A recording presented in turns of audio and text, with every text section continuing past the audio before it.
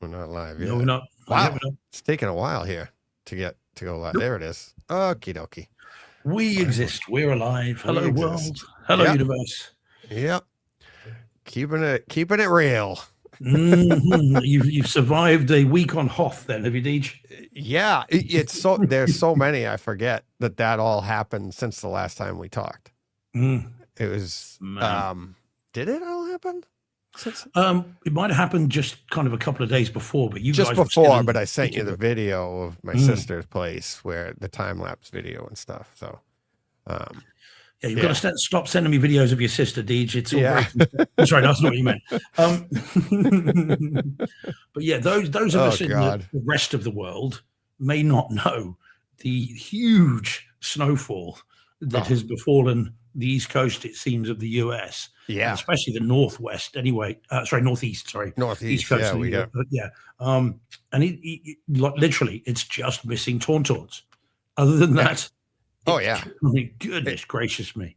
Yeah. It was that was last week, and we've been it's snowing again right now. We're supposed to get a few inches right now while I'm on doing this. So when I'm done and everything will be covered again.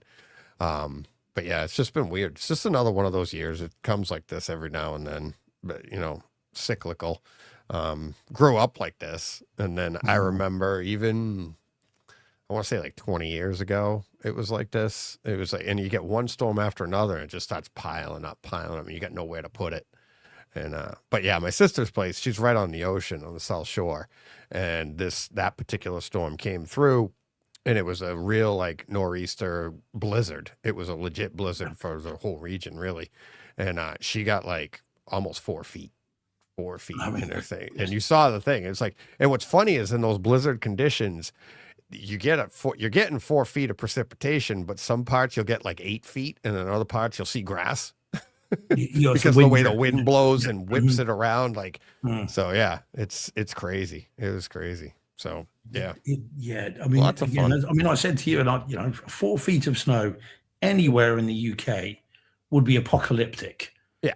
The country would just grind. It just would be the end. Yeah. I mean, we struggle with 4 inches of snow. That can stop public transport. Yeah. But 4 feet, just no way. Oh yeah. And but that's the thing. What ends up happening is like every region can handle different things. And I was seeing things on Twitter, like parts of this area got like 2 to 3 feet of snow, whatever. And then people way up in Maine are commenting, oh my God, they don't know how to handle it. We got this stuff up here. We got all the equipment, and look at these people. They're not even dug out yet. Well, yeah, because we don't get that kind of snow all the time.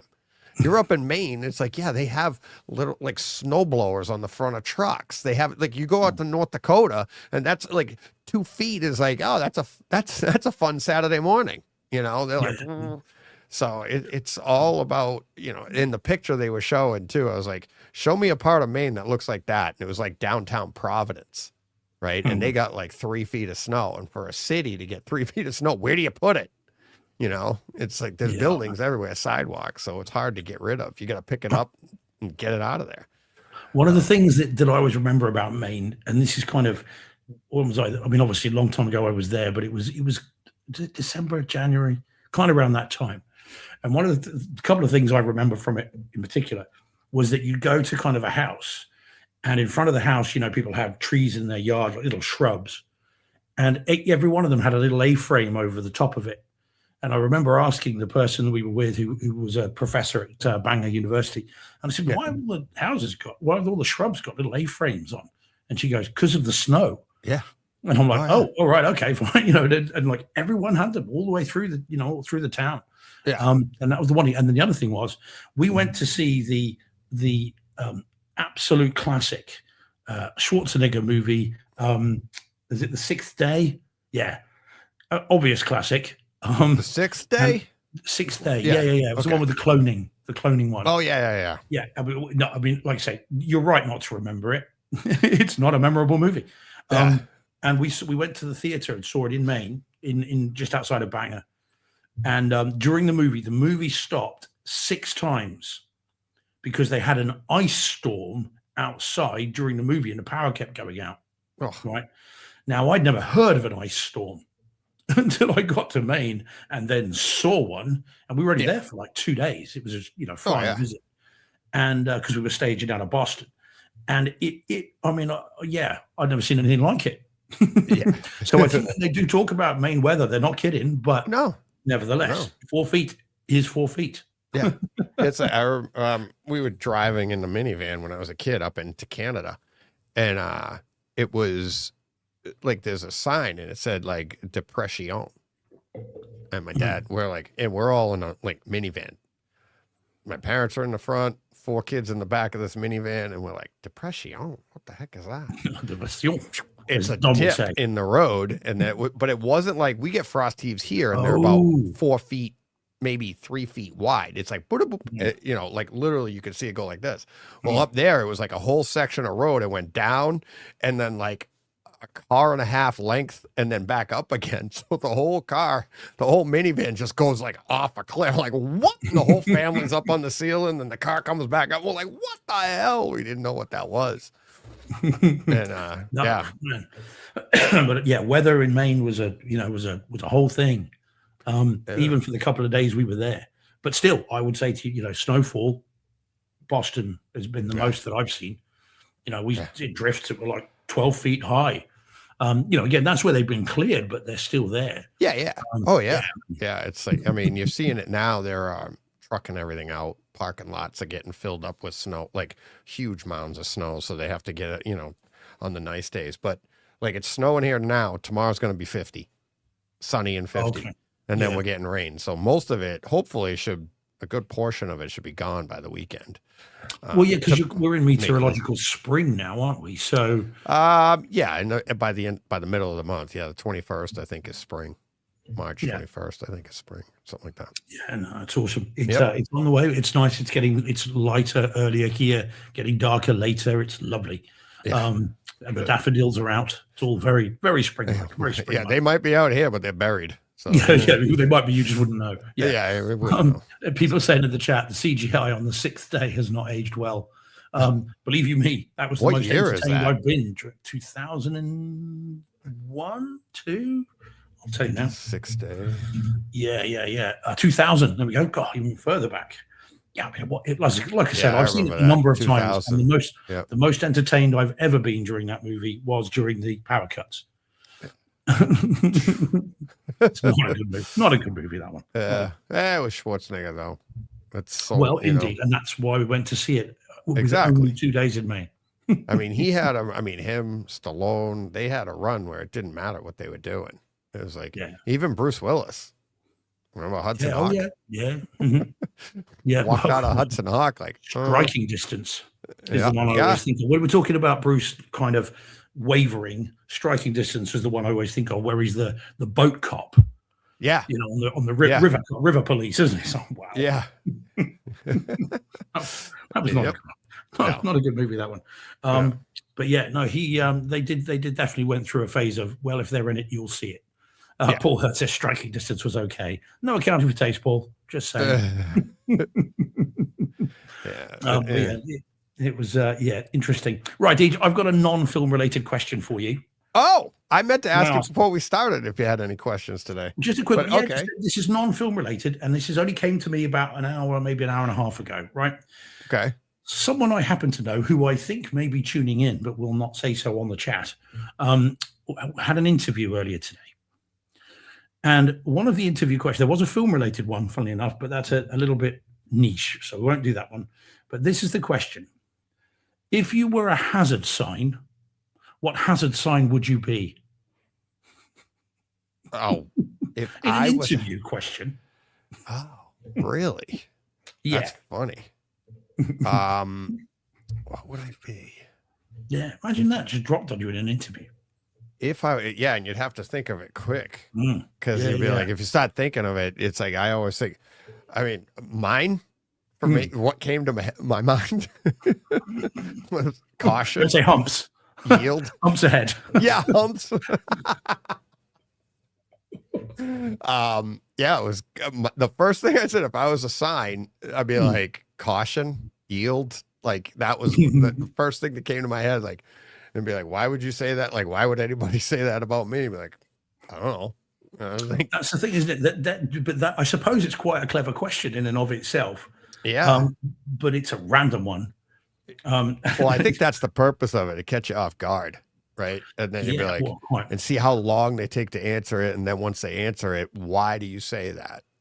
Yeah. Like, No, yeah. no entry. What?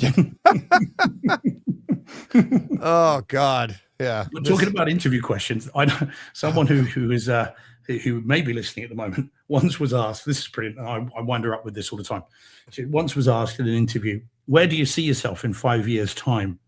And in a fit of panic, just said 5 years older. Yeah. And she then sort of ended up cackling because of the nerves, and they didn't laugh at all. Yeah, it's they are funny, those questions, like the interview questions and everything like that, and just they're fun though. I always had fun with them. I was I think it depends on how.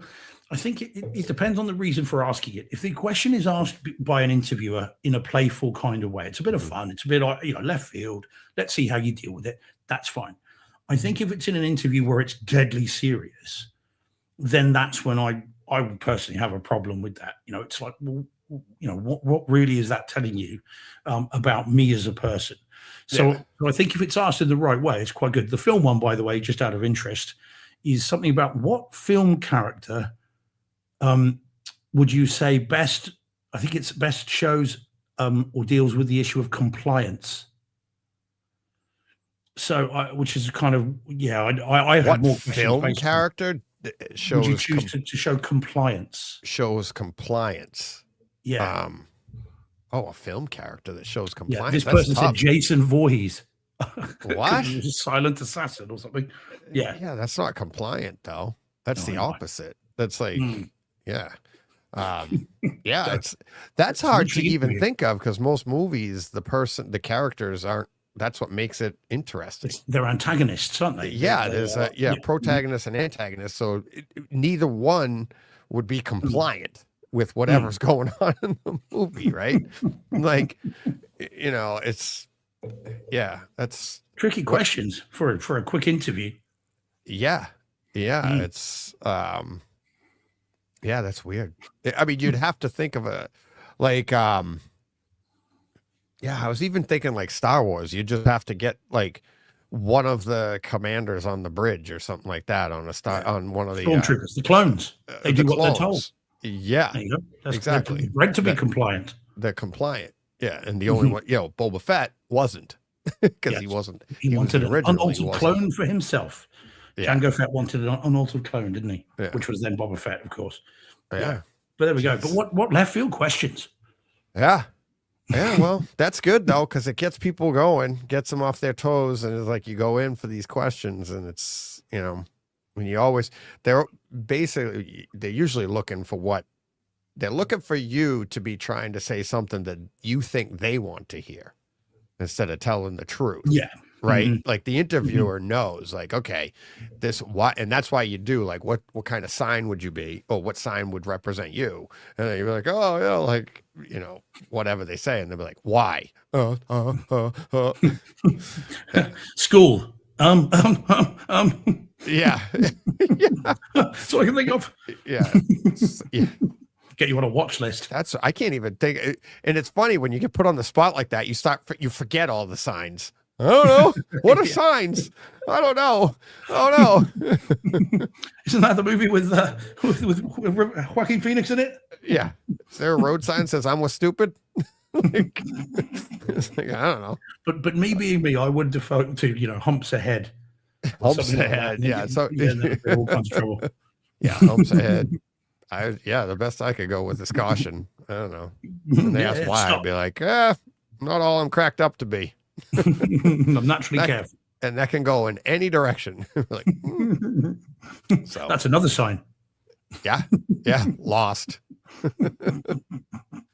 Oh boy. All right. Shall we get this going then? All right. Let's get it going. All right. Almost ended it. Here we go. Good. There we go. All right. Here we go.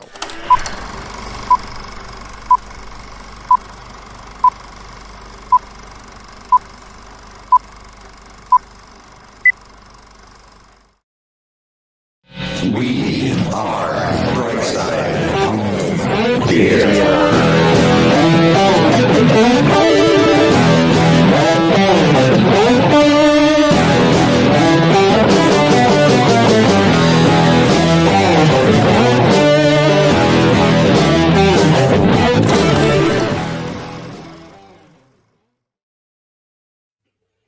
Hey, home theater nerds, welcome to the Brightside Home Theater Podcast, the multi-award winning and giving and receiving home theater podcast. It's all about the experiences, the sights, the sounds, the scenes. All right. I've got my voice back. I've got my voice back. I know. I'm sure many people around you missed it. What is nice is not having to go into court and having to begin with an apology to the magistrates or to the district judge for the fact that I'm croaky and I might cough up a lung at any moment. Yeah. It is nice to just go into court and just talk my usual nonsense. That is much, much more enjoyable. And teaching as well. I was teaching earlier today, and be able to talk to the students without, again, croaking was very pleasant. So, yes, I'm glad it's back. It took 3 weeks, but it is finally back. So for that, I'm very grateful. Nice. Yeah. It's funny because last week you did sound better, a lot better. Yeah. And I'm honestly, like, from last week to this week, I'd have to hear the difference. But I mean, how bad it was the weeks before was, yeah. So, and I nearly ruined it. The next day I was it had pretty much gone because I was forcing the vocal cords during that first show a couple of weeks back. But yeah, definitely better now. So that's good news.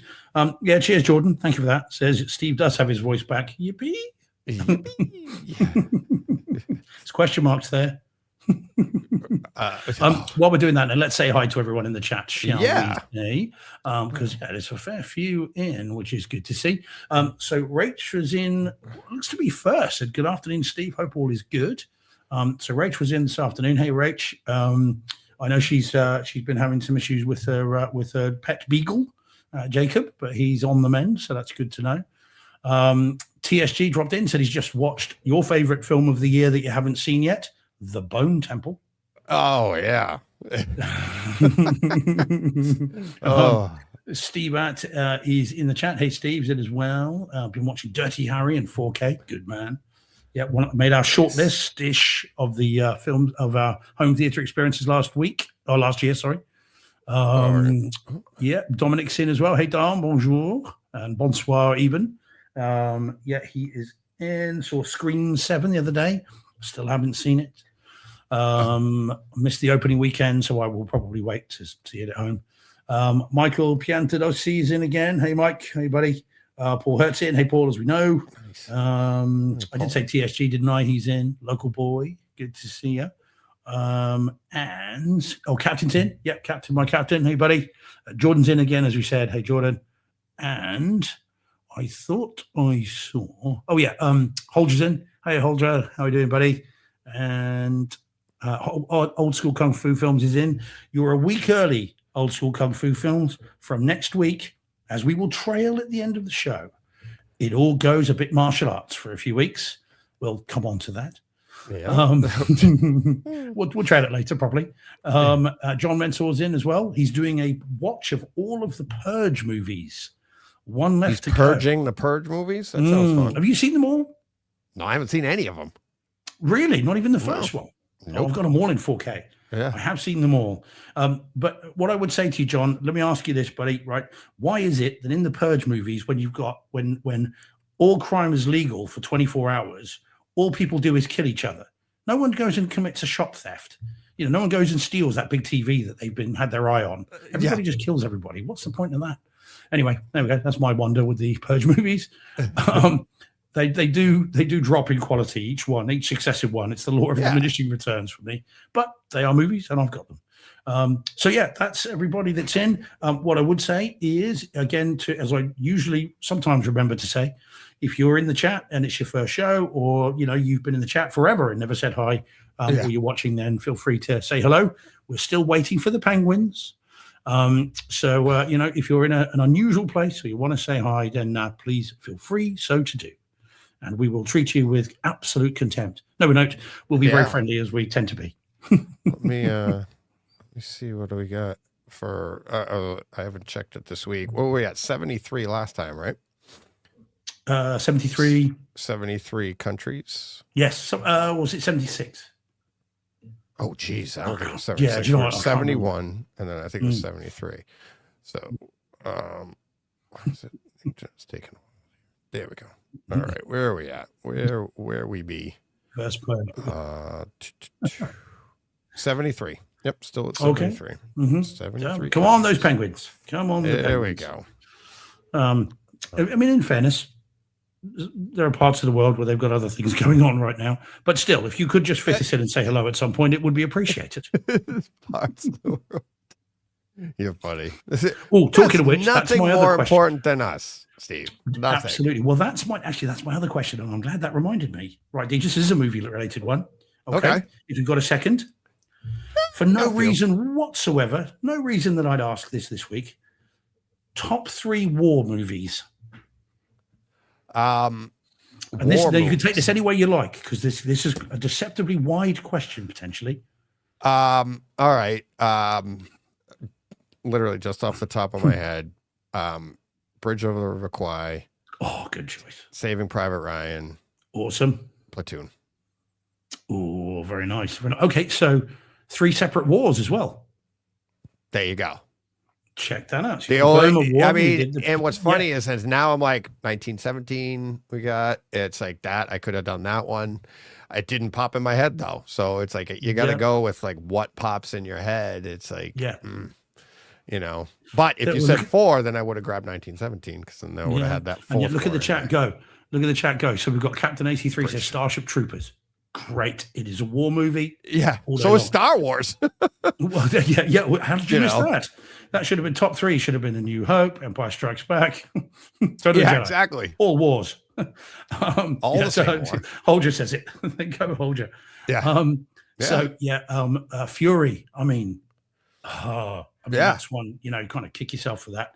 I mean, because I was thinking about this earlier, and again, for no particular reason. There's a great trio right there. Black Hawk Down, Saving Private Ryan, 13 Hours. Jeez. Cloise Alarm Dom. Yeah. Black Hawk Down's great. Black Hawk Down. I've been that's going to be popping in the show soon because I've been dying to get to that for a while. Well, I reviewed it the other day. Yeah, a few weeks back, or a couple of months or so ago. I did review it, didn't I? Did you? 4K disc. Yeah. Because the director's cuts. I don't know if I was listening. That's fine. You were busy. You were under the desk on that particular episode. It was just your hand controlling everything. Yeah, exactly. Stop. Listen to the sentence you just said. Well, I was under the desk with just my hand. How you entertain yourself during the shows is a matter for you, and I'm not going to pass judgment. Yep. There we go. Oh, Das Boot. Das Boot. Another great one. The Beast's good. I mean, I would personally, for me, Private Ryan has to be in that 3. You can't really get around that. But I would look at things like Braveheart. I would say Braveheart's a war movie. Braveheart's a war Gladiator movie. Is as well. I mean, there are, you've got open warfare in that, albeit only at the beginning, but still there's warfare in that. You can take it kind of any which way you like. Hacksaw Ridge is a great one. Someone mentioned in the chat. That's another Gibson movie, although he directed that, of course. But yeah, so Patriot? many ones. Is that what you said? The Patriot? No, I said Hacksaw Ridge. Oh, Hacksaw Ridge. Ridge. You can have the Patriot. Although, as much as I love that movie, and I do, there's no really getting away from the fact that the guy that's leading the American Revolution is an Australian. And it's kind of so. Although you could say then with Braveheart, of course, the guy leading the Scottish Revolution is an Australian. Yeah. But yeah, actually, there's I heard an apocryphal tale from Braveheart. So that Braveheart deals with one of the battles it deals with is called the Battle of Stamford Bridge, right? And in the film, it's in a field, and famously, apparently, one of the extras went up to one of the production supervisors or Gibson or someone and said to them, one of the extras who was Scottish, said, "Excuse me, where's the bridge?" and they said, "Oh no, we didn't build the bridge. We thought the bridge would just get in the way." And apparently the guy said, "Ah, that's what the English found too." I love that. They lost that battle. So that was great. I absolutely love that. A Few Good Men. Oh, I don't know, Blind Guy. You can't have that, buddy. That's not a war movie, surely. We're not having it. It's about the military, but it's not a war film, surely. Yeah, it's not war. We need him on that wall, but there's just guarding it against the war. It's Downfall. Paul. Oh, great. That's such a good film. Such a good film. Glory, None of us until old school kung fu films mentioned Apocalypse Now. Yeah, exactly. Yeah, God, that's great call. And that's the thing. It's like whatever pops in your head at the time. They're all Lord of the Rings would definitely count. Yeah, got to Jordan. Yeah. I would say maybe not the first one. There's not as much. That's more travel to the war. Although there's a war at the beginning. Yeah, they show it. Yeah, they show a little bit of it. But yeah, Eye of Sky is a good shout. That's a good film. Warfare. Well, look at what was it? What was the Clint Eastwood Firefox? Firefox. Mr. That's the Cold War. Firefox. That's the Cold War. You can have all of that. Yeah. You have to be allowed to have those. Yep. War of the Planet of the Apes. Hold you, good man. Yep. Yeah, there you go. Inglourious Bastards. Yeah, definitely. Well done, Jordan. Yeah. So many good movies. But I think the temptation is, your three is inarguable, Deej. I would have said Bridge on the River Kwai as well. That film's fantastic. Well, that's why I kind of like that one there is like, it's a different type of like part of the genre, right? Like you got that's why I kind of had those sound like Bridge on the River Kwai is a little different. It's not Saving Private Ryan, but it's like, and then Platoon. God. Does Terminator count? T2? Yeah, that's a war. War against the machines. Yeah. Now we're going semantic sleep now. Yeah, exactly. It's a war. It's like Paul. What about War of the Roses? Yeah, exactly. That's a war. No, absolutely. Warfare. It was last year's Warfare. The special effects. Yeah. Oh, yeah, you do see the little model plane on a little string, and then him in it. Cool. It's like the exact opposite of like Top Gun Maverick. Yeah, the other thing we're talking about war movies, things like Guns of Navarone, very very good. Then you had things like The Eagle Has Landed, very good. Dam Busters is really good. Obviously, The Great Escape. How can we not talk about things like The Great Escape? For an English person, it's a kind of a touchstone movie. Me not being English, but for the English people, it's a touchstone movie. Things like Escape to Victory, it's just called Victory over there. Again, massive. Here's one different perspective of the same war, but Schindler's List. Oh, how could we miss that? Yeah, It's that's 3's not enough, is it? No. No, it makes you go, all right, now and all the ideas coming in from the chat and everything, and then it's like, okay, there's my 3, but it's like, okay, what do you move in, what do you move out? It's like you could any one of them. It's like, great. Raiders of the Lost Ark, Dunkirk, jeez, Greyhound, Greyhound, Dunkirk was And what's funny is like Dunkirk's one of those like 1917 where they're great movies about, they took a part of the war, but the way they were made, right? Like Dunkirk was, the idea is you have 3 timelines that are all going to intertwine, which makes it even more, you took a war movie and actually made it more interesting in a way by doing that. And then 1917 is supposed to be a one-shot, movie. Yeah, quite great. So I need to rewatch that again. So good. Yeah. So much fun, as opposed to just a war movie story. Yeah. Have you seen that, Deej? Rachel says Boy in the Striped Pajamas. Have you seen that film? No. It's based on a book. It's about a set during the Second World War, again on the concentration camp stuff where the striped is one of the Jews. And a German boy sort of befriends him and doesn't quite understand it. But I'll tell you what, if you want a movie with a dark ending, Yeah. That's almost on the level with The Mist. Almost. In fact, well, in terms of just a nihilistic, horrendously dark ending, The Boy in the Striped Pajamas Yeah. is that. I mean, I don't know if the book has the same ending as the film, but I was blindsided by the movie. The end of that film was like, what have I just seen? Yeah. So just be warned. There's not a spoiler, but holy God, just be ready for that ending if you haven't seen it. But yeah, so many good ones. Glory is good as well. I came to Glory too late. Michael Piantadosi saying Glory. I've got the 4K disc with it, but I came to it too late. It for me, it wouldn't be a classic because it's not. I don't feel that era. Yeah. Jordan. Yeah. Well, yeah. First Avenger, Wonder Woman. And Wonder Woman. Yep. Those are Zone of Interest. Still not seen it.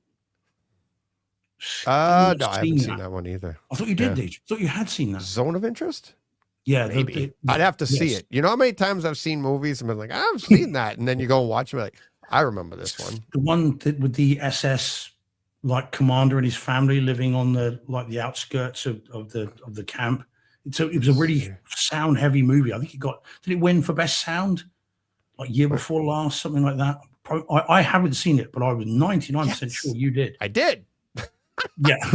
Yeah, there it is. In 2023, and it's German. Yeah. Yeah. Mm-hmm. Yeah, and it's got great audio. Yeah. Yeah.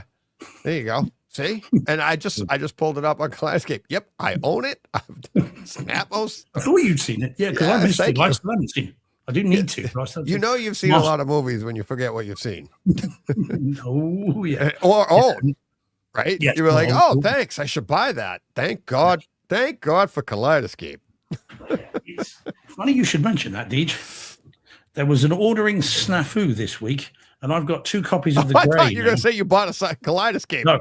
There's an ordering snafu, and I bought one. That's a hell of a snafu. 2 copies of the Grey. Oh, nice. So if anyone wants to DM me on Twitter about this, it's all sealed. It's the steel book in the UK, I think, probably best. Then let me know. We're not shipping it back over. Yeah, quite. There was an ordering problem. So, if you're interested, let me know on Twitter. Nice. But yeah, so there we go. Yeah, so many great war films. Hunter Killer, I don't think would put anywhere near my top 100. Good audio. Yeah, but that idea right there, you got Das Boot, you got Hunt for Red October, Cold War. U571. U571. Oh, geez. Yeah. U571. Yeah. All of those. It's like, let me know, Jordan. Let me know. Yeah. U571. Bon Jovi was so close to getting the Oscar that year. Such a good film. That's awesome.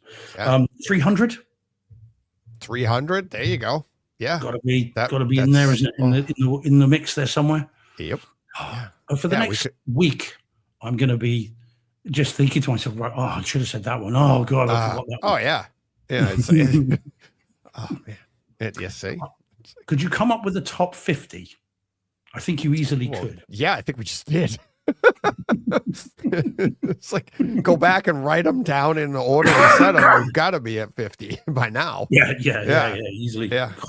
So many good ones. So many good. Anyway, sorry, I derailed the show a bit. Apologies. Why? It's the show's about movies and about the experiences, right? And we did talk about them. It's like some experiences we've even forgot about. The Zone of Interest, which apparently wasn't as interesting. No, man, I do need to see it. I remember you talking to it wasn't John, it was someone else about it. Wasn't John Thompson on the show? Talked to someone about it on a Takeover Tuesday or something. Because I remember thinking, it might have been with Todd or someone, and I rember thinking, I really do need to see that. And then it just kind of passed me by. There was another one that let me look. I forget the title of it. Let me scroll back in my movies here, and I'll tell you what it was. Downfall. Yeah, Paul mentioned it in the chat. Yeah, Paul mentioned it in the chat. Todd told me about this, and I'm literally 3/4 of the way through it, but it was a while ago I started. It is really, really good. It is really a hell of a performance from Bruno Ganz as Hitler. It's mesmerizing. But so I haven't finished that one, but it has some really nice bass in it. Really good audio. The only thing wrong with it is the internet. The internet has broken that film because it's been so memed the last, Yes. the kind of the bunker Yeah. thing, which, by the way, was first done with HD DVD and Blu-ray. That's how long ago Yeah. that meme happened. It was Bill Hunt on the Digital Bits. Yeah. Posted it. They did it there, and he posted it. That's how long ago it was. So that has been memed to death, which is a shame because it's such a good movie. That little bit is now problematic, but yes, so good. Downfall's awesome. Yeah, very good film. Yeah. And I mean, of course, I'm All Quiet on the Western Front as well. The more recent version of that was very good as well in German. So yeah, Yeah, so many, we so many. reviewed that one. We did. The three of us reviewed that one. Yeah. And so, well, I'd got the disc of it as well as because that was one of the few Netflix movies they released on disc, and I've got the disc. Yeah. And that's one where someone relatively young wandered into the cinema room with about half an hour left, bearing in mind it's in German and it's subtitled. And to this day, that person still talks about what they saw. Yeah. And was like, wow, like that was awesome, you know. So yeah, it's a really good film. I always put that in with 1917 for me. I think those are two sides of the same kind of coin. Of course, that's the other thing. We didn't talk about Letters from Iwo Jima and Flags of Our Fathers. Yeah. Which of course are again two sides of the same coin. That's an Eastwood double bill. Yep. Well, then you get into the series Band of Brothers. Pacific. You know, it's Masters of the Air, not quite as good, but still. But yeah, it's Pearl Harbor. I actually like greatest that movie. war movie ever. I do too, Deep. Midway. No, I don't think. Moving on. Steve's looking for how do I end this stream? Yeah, DJ quick, can do it. How do I do it? I actually, Paul Hurt Midway, Midway. well done, Paul. Good man. He probably He's on wrote your it. I don't think I think we said it at the same time. I do need to see that again. But there's two Midways though. The disc. Yeah. There are, yes, there is. Yeah. If I ever come across the disc up in the attic when I'm hunting around there for whatever, I promise I will rewatch it. But until that day, I mean, I rewatched it right after you critiqued my critique, and then I saw it. You know, I told you I saw everything you're talking about. So yeah. Oh man. So all right. So hey, let me do this right now. So in my phone, I put reminders in the calendar for every year, and it just so happens. You ever done something like, you talk to your phone and stuff starts popping up, like you get ads for stuff and everything, and you figure that stuff out, right? You're like, oh, geez, say something like, I love waffles, right? Next thing you know, you're getting asked ads for like Eggo waffles and stuff, not Lego, but Eggo waffles and stuff, right? Funny stuff. It's really, really weird when this happens to you. This isn't AI. This isn't my phone thinking of me or anything like that. So I have a reminder the first time I set up my Patreon account, and I would track it every year. So it's in February. And I wrote down the very first patron we got, and it was Reginald Boyd. He's been on the show. He was on the Takeover Tuesday. Great guy. And I'm like, oh, yeah, I hadn't heard from him in a while. I'm like, oh, I'm wondering if he's still listening. I don't know, blah, blah, blah. These are the thoughts. I didn't say them out loud. I got an email last week. Reggie sending me, he sent me a picture of his rack, and that's his room that we featured here. His theater is one of the theaters if you go to the website. And he just sent me a picture, new Emotiva RMC 1, and it's his rack. He has if you go to the website and scroll through, you'll find his stuff. When I set my rack up and when I used to set I'm like, the rack, the way he set it up and the back of it, everything's color coded. It is gorgeous. Like the back of the rack is so well organized, and it's always so clean. It's so nice. So he sends me, and it's one of those things like, oh, I wonder if he's bang. And I'm like, that is weird. And there is a theory around all of that, is that we do have energy. And if you think of somebody like that, the energy goes out into the world and the other person gets the vibrations, that's weird. But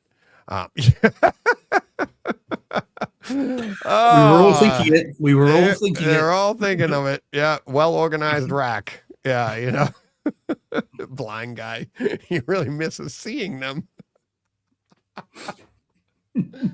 Oh God. Yeah, that goes with the road sign, boulders. Yeah, bumps ahead. So yeah. So Reggie, thanks for the picture. Appreciate it. Yeah, really love your rack, buddy. Yeah, this must be one of the only things where someone sends a message saying, "Do you want to see a picture of my rack?" And you're Yeah, like, sure. Depending on, And I can show it on a family-friendly show. yeah, Jordan says he thought it was a blood spatter on the wall. I must admit, I was yeah. unsure as well. Yeah, if you go, like I said, go to the website and look up, and you'll scroll through on theaters, and you'll see his there. And it's I think it's all jazz stuff because he's really into music. I mean, we talk about it on the show. He's into the oh my God, the highest quality digital streaming music and all that. And he's legit, and he has that ear, and we talked about all that stuff. So much fun. But yeah, it is it's a wallpaper on his wall that I'm pretty sure it's like a jazz theme, something like that. So, and if I remember rightly, in all these cinemas and all these theaters that are on the website, which is worth checking out, the first one is cinema, yeah, something like that. Oh yeah, some guy named George Cinema. Very strange. Mm-hmm. Although those pictures look very old now. It's definitely come on since then.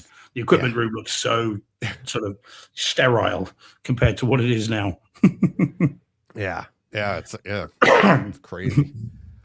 So, all right, one other before we start to get into our experiences this week. And oh my God, we've got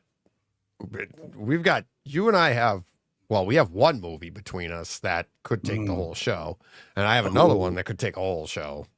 But yeah, so I have one other thing. John Thompson and I have been working on something behind the scenes, and it looks like it's coming to fruition.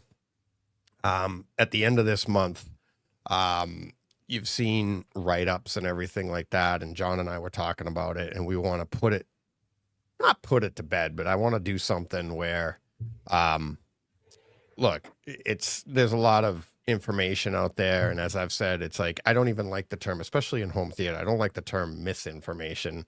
That gets thrown around all over the world. Right. And people come to me and come to all of, me, Todd, anybody with, a podcast, AV rant guys answer these questions all the time. It's not that there's bad information out there. It's like, and that's the sad part, is there's a lot of great information, but it might not pertain to you. Or it's like the answer might be right, but not in that situation, right? So and we really wanted to do something with that. And when it comes to, and you've seen the conversations and we've had and stuff like that, but really do something where to explain 2K versus 4K, what's important, HDR, and we're trying to get some people on board. And I have no ability to get people on board, but John does, and his contacts with other people, and I've reached out, and it looks like it's going to happen at the end of this month, March.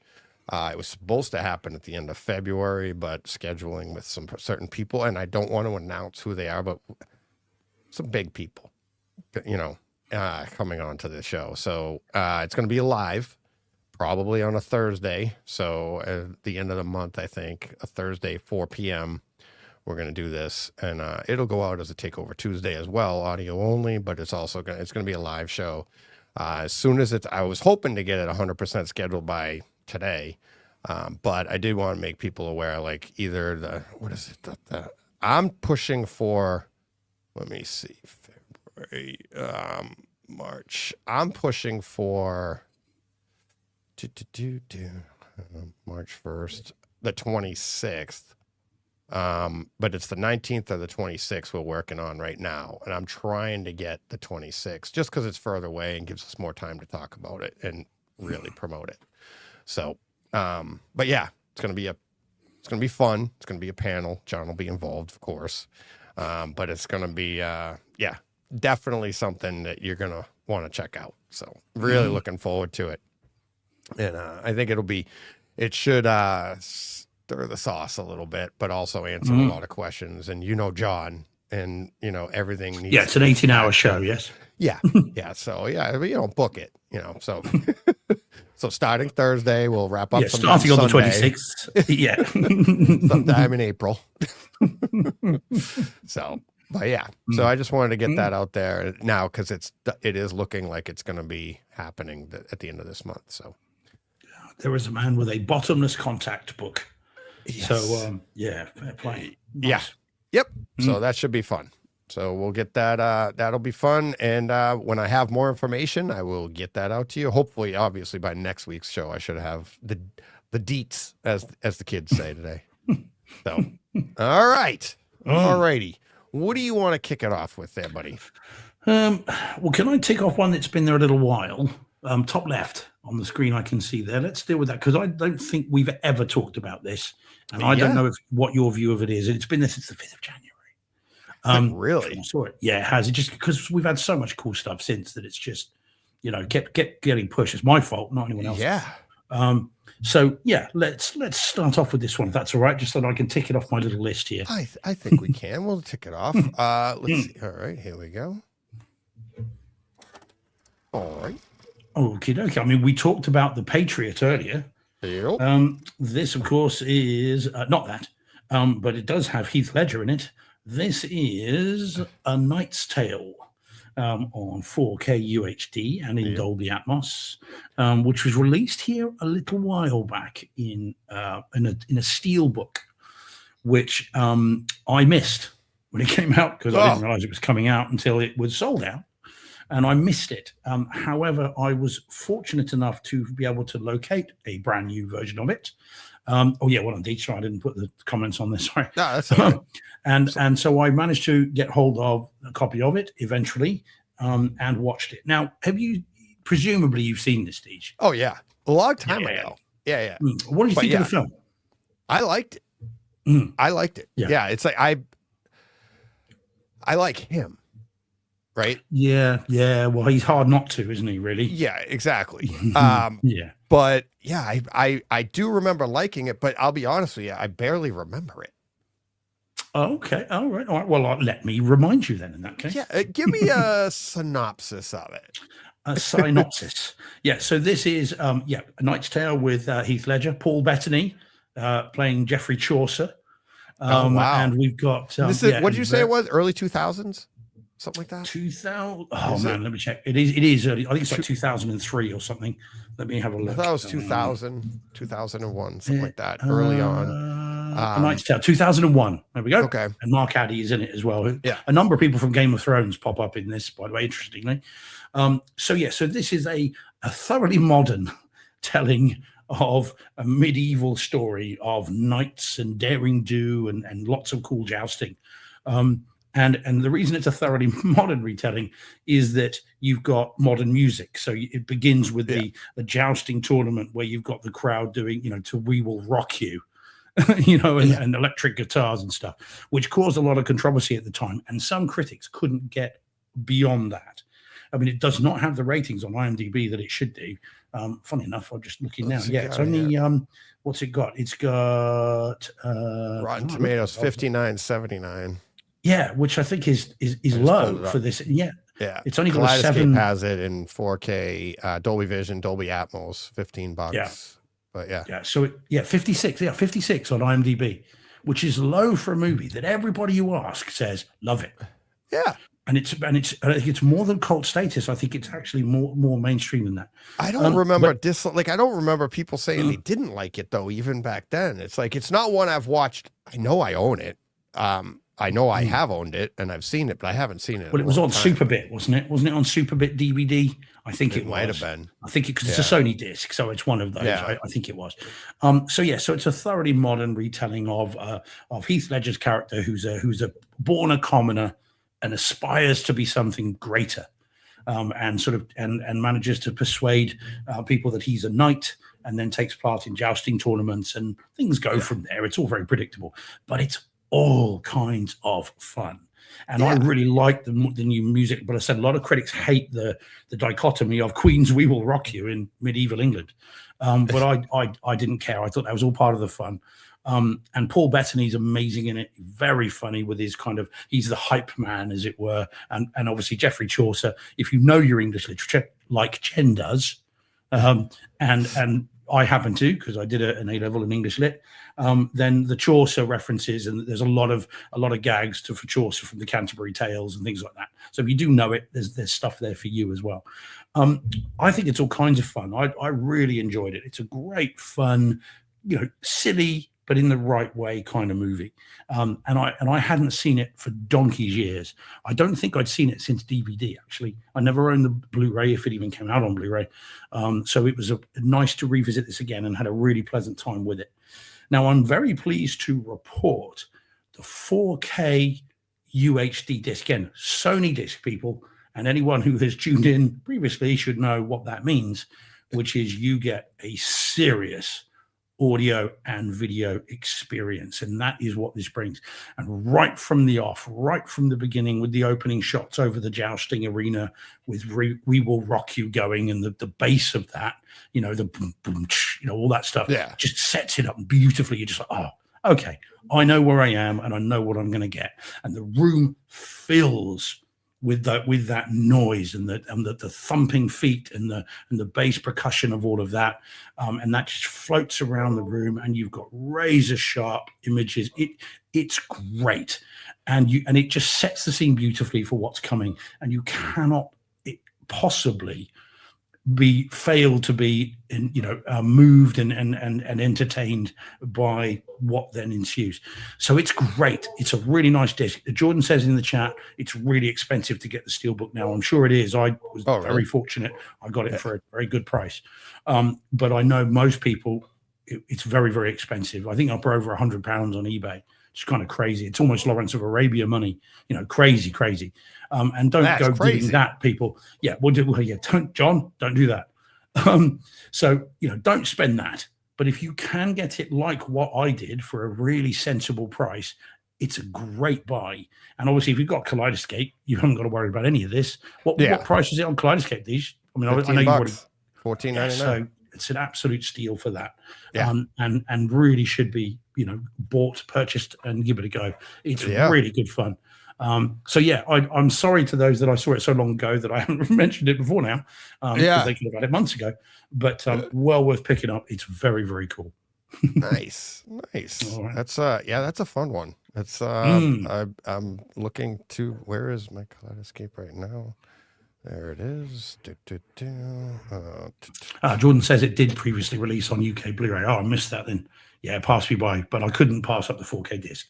Yeah. So it's funny too, because you said like all the music, and it's what makes it fun. It's like, and I guess how pretentious do you have to be that the movie, like the music doesn't fit the time period? What the heck are you going to be playing? This is the thing. Did it have to be recorded on lutes? Yeah, because it was medieval times. I was just like, who knows what instruments they really had back then? Maybe they did have Queen. We Will Rock You. We don't know. We weren't there. Probably not. But who can say? But it's a weird thing to get hung up on, isn't it? Yeah, kind of a humorous movie. It's not like it's a historical epic, right? It's not trying to be accurate. It's a movie, and it's a fun one at that. Yeah. So it's odd that critics would get so sniffy about it, but they did. And as I said, if you look on IMDb, because I thought everybody loved this movie, and so when I looked on there, I was very surprised to see such a low rating. And sure enough, Queen, electric guitars, So, come on. Oh, by the way, special mention, to the thundering horses' hooves. So in the bass on those, because of course it's all about jousting. Is fantastic. And when they hit, you get the bass thump, and then of course you get the slow motion of all the various chips of the lances all going everywhere, and the armor being crushed and smashed and all that, and it looks and sounds great for a movie that's 26 years old or 25 years old. It's really good. Yeah, worth seeing, Deej. Worth giving a go, even if you just watch the opening bit. It's worth seeing. Oh, nice. Yeah. Well, you might get Shawshank on that. That's one you might absolutely, and then, absolutely. That's the thing. It's like I don't really remember it a ton, but like everything you say, I'm like, and then once you start watching, you're like, oh yeah, I remember this, and you just start rolling through. You're there. Yeah, that's probably what will happen. In fairness. Yep. So I have another one that's 36 years old. Oh yeah. 36. Do you see it? Do you know what it is? Not quite. All right. Go on, Here, go on, go on. let's see. Nope, not that one. Not that one. There we go. All right, let's bring it up. Oh, well, I've never seen this. You've never seen it? This is what's it? Luc Besson, isn't it? Yep. Yeah, Yeah. never seen it. Never seen it. Oh my God. Yeah. To give it from 1990, Luc Besson's La Femme Nikita, or Nikita is what I think that's what the original title is, or that's what the title is Nikita.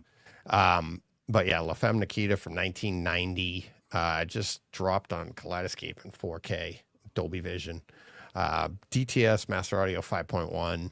And I forget what it was. It might've been $15, something like that, but I had to grab it. I'm sure you've seen, the other Point of No Return, right? No? You haven't seen either of them? Nope. Oh my God. So, Although interesting though, Deej, look at what's two slots to the right on there. Lucy? Another Luc Besson film about a female sort of Yeah. that was an assassin who then becomes. Yeah. It's like Luc Besson's obsessed. Yeah. Well, La Femme Nikita that's 1990. And I think, Point of No Return was later it was like 93, 94. Okay. And they're 93, yeah. they're Bridget identical. Fonda. They're identical. Is it a remake? Is it? It's literally the American remake. Like almost like scene for scene. Right. But it's like, I hate to say if La Femme Nikita's got the 4K, let's talk about that at first. Okay. So the movie itself, the story is the story. If you're unfamiliar with it, it's, a junkie, right? They take him into the secret government agency and train them to be an assassin. It's supposed to be dead, but they're not dead. And they're like, here, you can either be dead or you can be an assassin. And and away you go. Great movie. By the end of the movie, the way the movie goes, she's got decisions to make. It's like blah, blah, blah, blah. It's like, do you want to do this? It is really good. It plays with your emotions, stuff like that. This, I think the movie, the writing and the acting in this one is a little bit better than, it's better than the Point of No Return version. It's just cleaned up. I think the Point of No Return is, cake or death. Yeah. I think the Point of No Return one is a more polished movie, if that makes sense. It's a little brighter. It's La Femme Nikita, it's very dark in scenes. And so, that's where for the 4K version of this, I think is where the picture is where it really, quote unquote, shines, right? A lot of grain, but good, right? It's not, I didn't find it too inconsistent, especially for a movie from 1990. The grain was there, but the darker scenes, they looked good. A lot of detail in the shadows. And it was just really nicely done and looks, a lot better than what I remembered it being before. I haven't seen this in years, probably since Blu-ray. I have to have seen it on Blu-ray. I'd hate to say I hadn't seen it since DVD but it is really, really good. The shadows are really nice. The detail in the dark, you got to see it to know what I'm talking about, but it's like, it's not shot with high contrast because it's the 90s. So, but it really takes advantage of the HDR, if that makes sense. You have to see it. It's not like you're going to be like, oh my God, it's the best transfer ever. I got that one another one that could be up for best transfer ever coming up soon.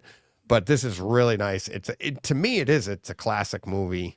And then it's made so many other movies since then. This is kind of like a Die Hard, right? Like they made this and they got Point of No Return. You have, what is it? Anna. You have all of these female assassin movies that come on. Atomic Blonde. You've got Red Atomic Sparrow with Jennifer Lawrence, Ballerina. You know, Yeah, I mean, Valor. Yeah, it's. But then this whole entire, like, the idea of taking somebody and making them into the spy, training them, taking them, literally out of, it should be dead. You pulled them out of the grave and you turn them into this. So there's that storyline too, which they've done with guys too. A male, the Bourne movies, lead. speak to Yeah, mind. the Bournes. Yeah, Yeah, stuff mhm. like that. So, really, really good. 4K. I don't know. I don't know when it's out but if you see it and you know this genre, it's exactly. Yeah, it is a TV series too. Rich Little Poor Boy. Yeah. It is a TV series as well. But yeah, this is the original. And if Point of No Return, I almost wanted to watch Point of No Return after this, because that watching this again, it's like you start to see, like, okay, I remember this part. I take it. You just know the storyline. So if you've seen neither of them, Yeah. definitely try to take. I would say watch this one first. Oh and yeah, then- yeah, yeah. and Go then back to the original. Yeah, go to the OG and then take in, Point of No Return. And you'll see what they did, and it's like, yeah.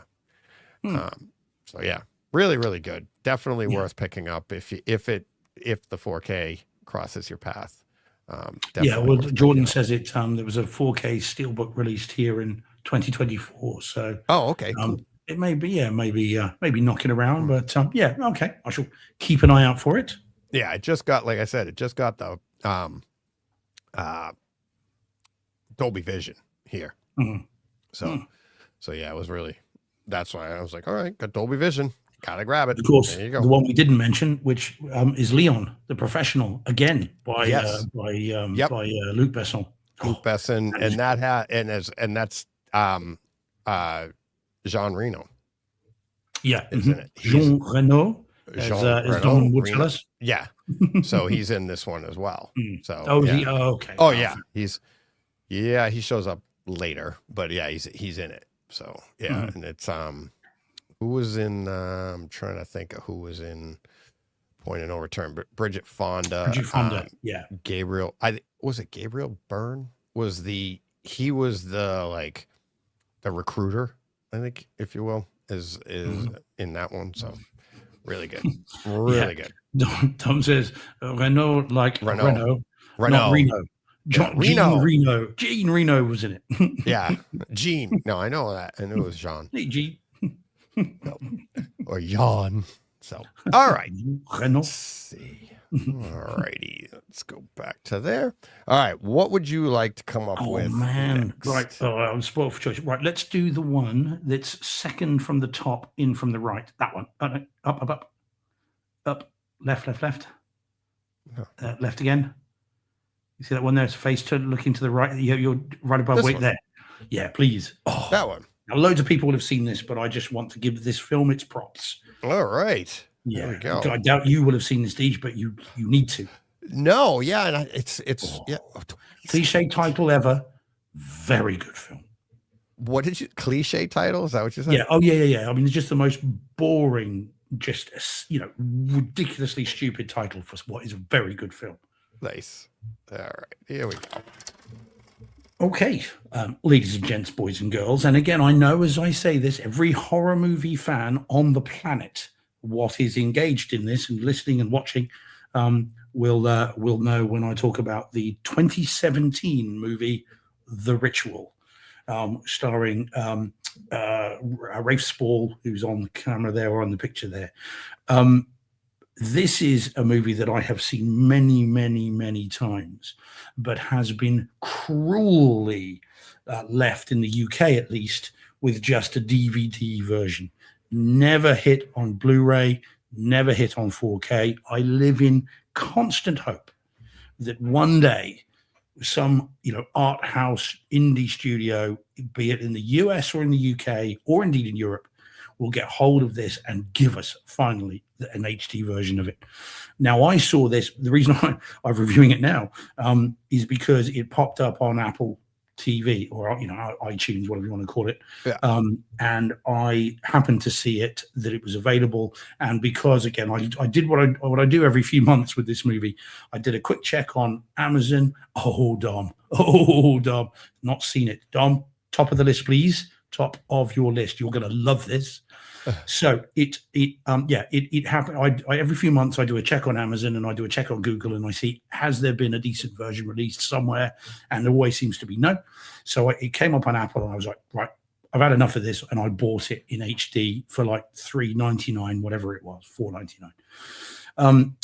This is a fantastic film. Deej, if you can find it, and I don't know how easy it will be to find in the US, but whether it's streaming or not, it certainly spent some time on Netflix. I know it did. I don't think it's there anymore. But however you find it, I would strongly recommend that you locate it. And anybody listening and watching, it's the 2017 version of The Ritual. There have been about 50 of them since. Okay, the name of The Ritual is just the most generic title ever.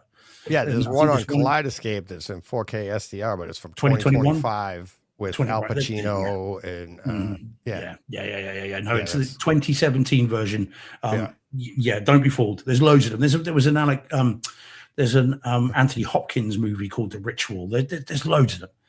But anyway, so as I said, the 2017 one, it is well worth picking up, seeking out, and seeing. It is awesome. Now, what's it all about? I hear you cry. Funny enough, not really about a ritual. After all that. So what we have is a group of, it's an English movie. You've got sort of 5 British gents. They're out on a town in a pub. They're drinking heavily. They come out of the pub and 2 of them go into a convenience store to buy more alcohol. And whilst they are in there, something happens. One of the 2 ends up being killed. And what happens then is it fast forwards to 6 months later, and 4 of these 5, the 4 remaining, have decided in honor of their fallen friend to go to on a sort of a camping expedition to Sweden. And they go over there. They're in the fields, and then wouldn't you know it, they decide to cut the trip short. And in between where they are in the fields to where the point of safety is, there's a deep, dark wood. And they decide, well, we'll just do a shortcut because that'll be all right, won't it? It won't, you know.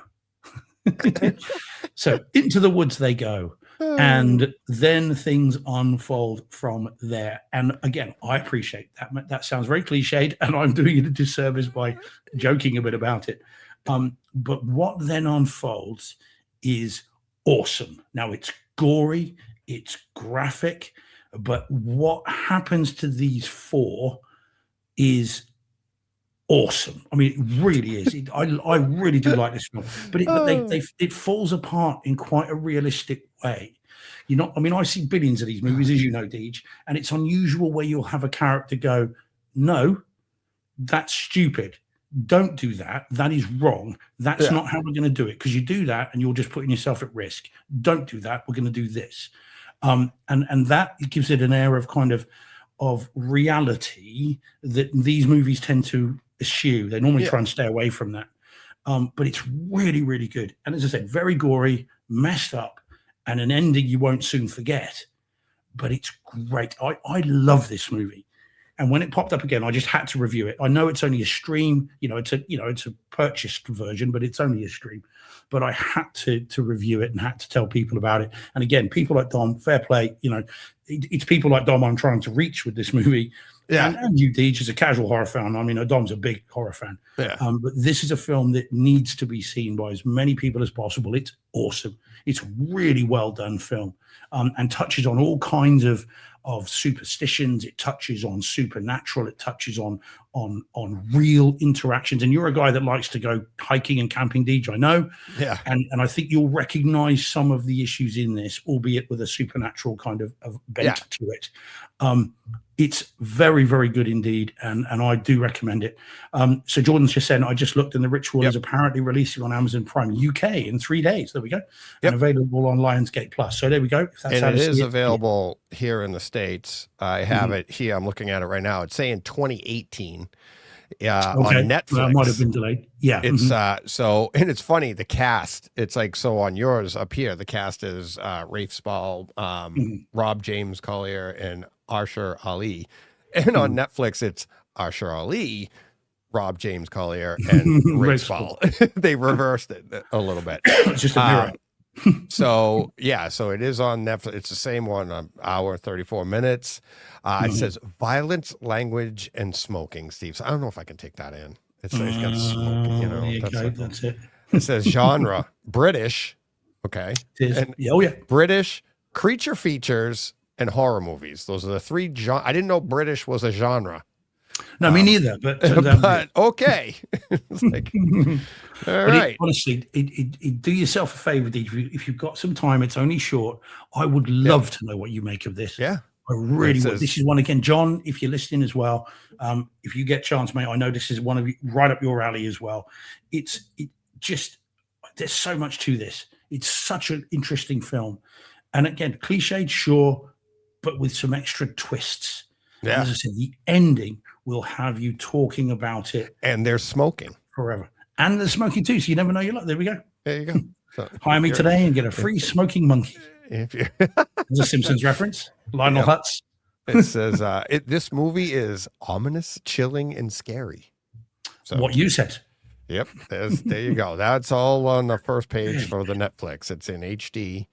Yeah, Mhm. hour 34 minutes. So And if anyone does hear, Jordan, I'll say it to you as well, buddy. Anyone that does hear of a Blu-ray or a 4K disc, I don't care, anywhere in the world, let me know because I will snap this up Yep. straight away. so I I mean, I added bought it. I appreciate, but I want the physical version of this because this film is something really special. Yeah. So all right. So Hope I haven't built that yeah, up too I much now. added it to my my list on Netflix. So Hey, Shane's in. easy to find. Shane, hey, buddy. Good There we go. Hey Shane, how you doing, buddy? Yeah. Now, You Shane, woke up. If you That joke will If never you- get old. Shane, if you haven't seen this, bud, this one from 2017, if you haven't seen this No, you don't. as a horror fan, it's not massively home theater-y-ish, although there is some good stuff in it. Because it's shot digitally, so it's all and very natural light, so it does look good. There is detail even in the stream. The audio is fairly perfunctory, but it's still worth seeing. If you haven't seen this, Shane, give this a go and let me know what you think about it. I think you will really, really enjoy it. Not as good as Azrael. Oh, he has seen it. Oh, good man. What did you think, then, good. Shane? Saw it twice. What did you think, bud? Assuming it's this version, it's not the ritual or something else. Yeah. Yeah, good to know what you think of it. And Bone Temple, I reviewed the theatrical version, but I haven't seen the disc yet. We don't get the disc until April, so we haven't reviewed that yet. But I did review the theatrical version and really enjoyed it. And Deej just likes when I say Bone Temple. Had to good go one. there, Yeah, didn't nice. you? I do. Had Well, to you go like there. it when I say it. You know I do. You know you do. Yeah. All right, good. Shane, nice. All right, I'm glad you enjoyed it. Yeah, cool. One Yeah. day, man, we need to talk about this, and I want to know more. Yeah. In terms of what Absolutely. you think of it. Yeah, man, that is one to talk about. Not as good as Azrael, obviously. No, well, yeah. Well, can we talk about that forever? Yes, we can. Yes, we can. But yeah, no, I'm glad you enjoyed it, Shane. That's good. One day, yeah, we need to talk about this then, mate. I love this film. We could talk about this movie all day long. Yeah, absolutely. we got at least a few. I don't know if we're gonna get to all of them today. Well, let's do the big ones then, Dee. Let's do the two big ones. You Let's ready? do the big one from you, and then we'll do the All big right. one for the two of us. All right, let's see. All right, here we go. This is big. This one's for Michael, who mentioned it earlier. I mentioned it earlier. Yeah, absolutely. All right, let's get to this. And here we go. There it is. Ben-Hur in 4K was awesome. I was blown away. This is almost 4 hours, I think, something like that. It's got to be. It's 3 and Maybe. change or something. I forget. I forget the I'll look it up. Oh, you talk I more. think- I'll look it up. It was. I mean, how do I go into these things with not high hopes, knowing what they've done in the past, right? Mm-hmm. You talk about Lawrence of Arabia. We talk about Casablanca, stuff like that, and or 10 Commandments, which came out before this. Spartacus as well. Yeah. Spartacus. Yeah, Spartacus. 3 hours 32. There you go. And yeah, this one, it has its intermission in it. The whole gorgeous, absolutely gorgeous. it's I can't say enough good things about it. The image quality of this is everything that you would expect from like Lawrence of Arabia or any of those other ones. It's like, and again, it came on Kaleidoscape 4K, Dolby Vision, and Dolby Atmos. And the Atmos well, let's stick with the picture for a little bit. Have you seen this, Steve? What, as in ever, or this version of it? Oh yeah, no, I've seen. Yeah, Ben-Hur was a bank holiday staple in the UK. Yeah. I mean, I've seen the slightly genre changed, and gender changed Ben Him, which is a bit odd, but it's fine. There you go. So, to be fair, I've up until this viewing, I've never seen it like this. No, I've never seen it like in its entirety. I've seen the movie so many, but like, you know what I mean? Like, it was never available to me. I don't think I've owned it, but I knew of the movie. It's similar to 10 Commandments. I did own 10 Commandments before, but that's one that it was on TV. I would take it in here and there. And it's like, 10 Commandments was on TV as, every year in the Easter holiday, Easter during Lent or whatever, it would be on a Sunday night. My parents would let me stay up and see it. But this one I'd never seen from beginning to end, all right, in one sitting, sit down. And what I did, and here's a little critique of it, is this not like the original Forrest Gump during, Christ's time? It's like, that's all I kept saying to myself. I'm like, this is Forrest Gump. This is like life is like a box of chariots. Yeah, exactly. It was like, I mean, everything about it is like Steven Spielberg took Ben-Hur and went, I'm gonna make this, guy, and his life is gonna be going around with all these others. Well, that was Ben-Hur, which is a fictional character going around in, during Jesus's time. Really, I mean, that's a little bit of a joke, but what I do like about this movie, and I did like it in the past, what I did know about it is a fictional story of during Jesus's time. But what I thought was cool about it is this is one of the few movies where where Jesus is viewed as a man, strictly as like, they're like the way they describe him, he isn't the son of God. He isn't this. It's not like, it's not about, he is literally just, every time they mention him, and they don't say his name or anything like that, they just talk about this guy that's doing this stuff. Like early on, it's like the carpenter's son. Why isn't he helping you over here? Oh, he's up on the hill helping people. It literally is a line in the movie. Something about blessed are the meek. I don't know. Yeah, it's really like, it gave you a perspective through like the story of Ben-Hur. It gives you a perspective of what people were thinking of this person back then, right? And they do the opening scene, if you've seen it, where they show like the birth of Jesus and they have the North Star. That is not how the North Star flies across the sky. It's like, that's not how it works. Are you having issues with historical accuracy from the historical accuracy? Well, that's even a word. But the HDR in that scene in particular, the sky looks gorgeous. It's the deep, deep, dark blue, the stars, everything like that. It is beautiful. And then like the beam of light kind of pointing down at the manger or whatever, which was weird. But yeah, you get it. I get it. It was 1959. What are you going to do?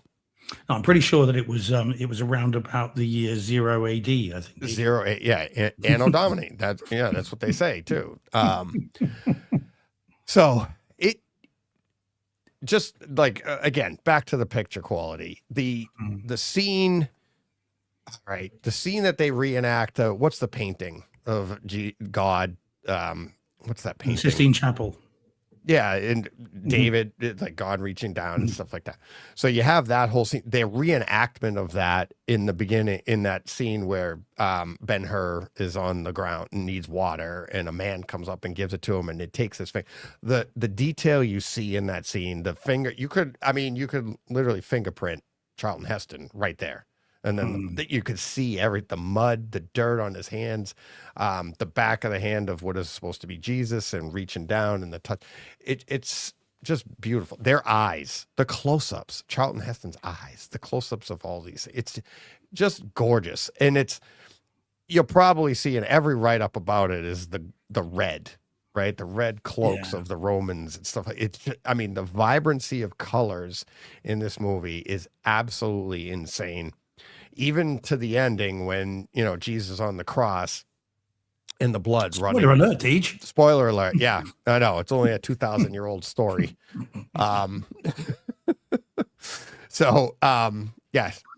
Go into any church. There's a spoiler there on the wall for you. Any Catholic church. I was going to say, God damn it, but that's probably not sensible. Jesus. No, okay. Oh. So, oh man. Yes, and it is. Good call. Paul saying here, shot 65mm Ultra Panavision. It was, yes, that's what we got on the Collider. It is wide. It is now. Yeah. And it is beautiful. Beautiful. It's captivating is a great word. It's 3.5 hours long, and you can't get enough. And it is the story itself, but the picture quality, every scene, every detail. There was one other one that I wanted to mention that I forget. There was just so much that I'm sitting here watching this thing. It's just absolutely must own. Absolutely must own.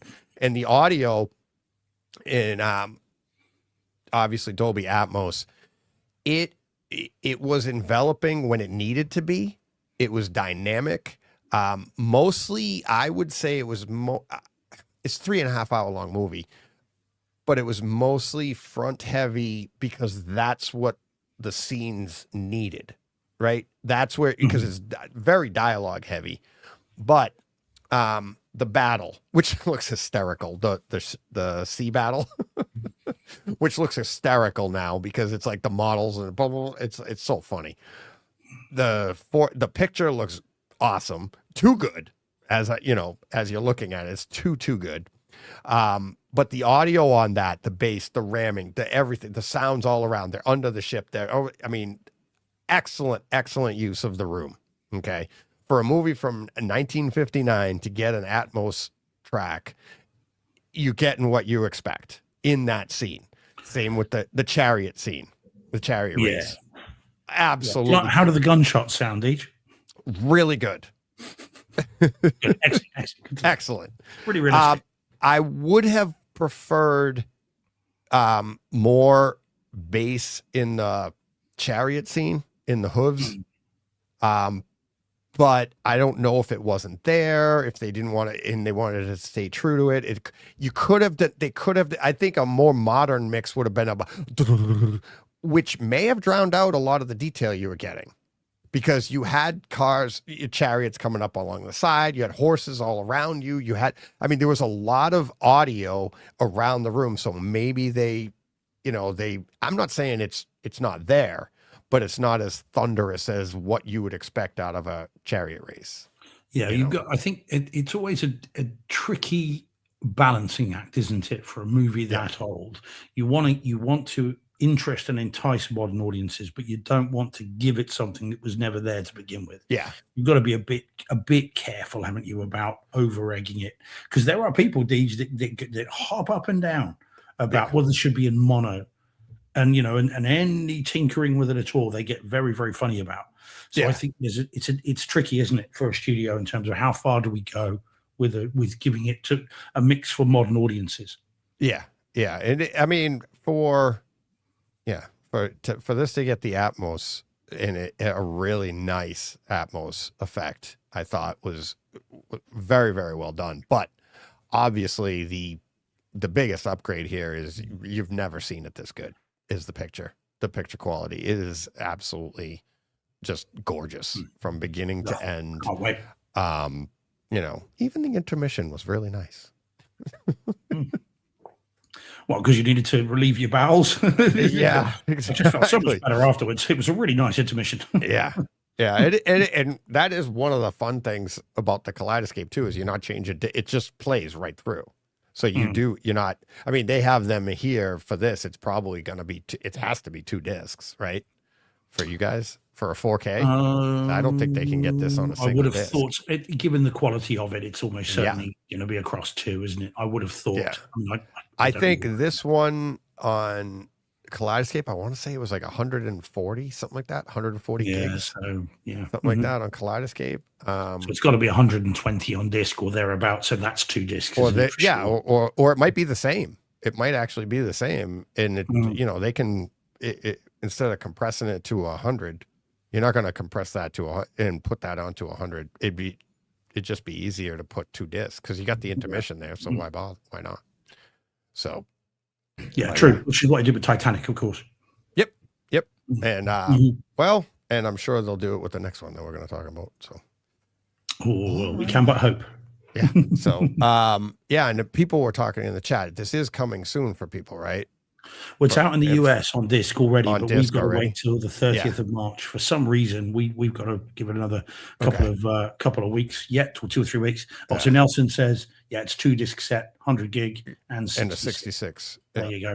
All right. Nice. Okay. So there you go. So yeah, so we've got to wait to the end of March. I don't know why, but or Definitely. if God is coming over more sooner than that, then of course I'll prey upon his good nature, and if we're going to meet, I'll get him to bring it with him. There you go. There you go. So yeah, definitely pick this up. It's another one that we'll be mentioning for quite a while, is when we say like, oh, restorations can look so good, like Lawrence of Arabia, Ben-Hur, Spartacus, Bridge over Quais, Casablanca. Yeah. Well, Psycho. Gandhi was fantastic as well. That looks I haven't seen that one. It's really good, really good. Again, another long movie, but it benefits from that kind of shooting style, that Panavision, Technicolor, the detail in the image. It's always been there that now they can bring out. So yeah, Gandhi's great, and yeah, 10 Commandments as well. Those are all movies that just look awesome. Yeah. Oh yeah. So, all right, ready for this? Bang bang, he shut me down. Bang, Here bang. we go. Yes. This is one we've been teasing for weeks. We have. It took me weeks to get to it. Yeah. And what's funny is I saw Ben-Hur before I saw this, and I'm like, I have to get this in. If I had, and I told you last week, I'm like, how do I not get this in after seeing Ben-Hur? So here we go. Okie dokie. Do you want me to do this? Yeah. Okay. Yeah. No worries. So this then is Kill Bill, the whole bloody affair, all 4 hours and 35 minutes of it.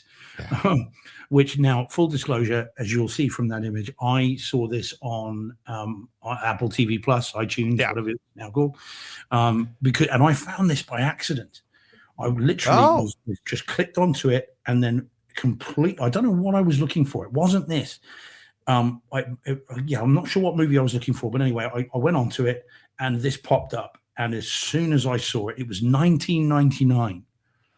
And as soon as I saw it, I'm like, I don't care. I've been waiting nearly 20 years to see this. And it's like, it doesn't matter. There is no argument. There is no discussion. There is no contemplating this. It was buy. And I clicked on it and downloaded it. And as I said, purchased it. Because and so did I. There was someone there we go. That's one, but you've got it on Kaleidoscape and say this is just the streaming version. So it's 4K UHD, and it's in DTS HD 5.1 because of course it's Tarantino. We were never going to get an object-based mix on this. And I did watch it. Now again, I did have to see it over a couple of nights. I couldn't. 4.5 hours is unheard of in terms of a block of my time where I can just sit in the cinema room. That just was never happened. So it was over a couple of nights, but I did do it with the intermission. And I've been waiting for this, like I say, for a very, very long time. This has become the stuff of legend and whispered about it, for decades as to what would be in it, what wouldn't be in it, and how it would be presented. And I know the movies like the back of my hand. I know 1 and 2 very, very well indeed. Yeah. And so got this and give it a go. Now, if I was asked to choose, having now seen it, between this version or Kill Bill Volume 1 and 2 separately, I could not choose between them. I Really? love them both for different reasons. Okay. Because the whole bloody affair does add some stuff, but it also takes some stuff away. And some of the stuff taken away are some brilliant lines that I absolutely love. Okay. How often do you hear me say "rip roaring rampage of revenge" when I'm talking about movies? Yeah. That has gone from this, and I love that bit. Now I know why it's gone. It makes sense that it's gone when you have them both together. But I happen to love that line, and I really like that bit. And so there are some really interesting additions, some very interesting stuff, but also some subtractions that I miss. So I'm not going to choose between them, Deej, and I don't have to. Oh. So I've got volume 1 and volume 2 when I'm in the mood for volume 1 and 2, and then I've got this when I'm in the mood to take a year off work. But I loved it, thoroughly enjoyed it, and it does. This version does flow like an epic. It does give you what you want. It is of a piece. Yes. And there's no arguing with that. And it does feel different.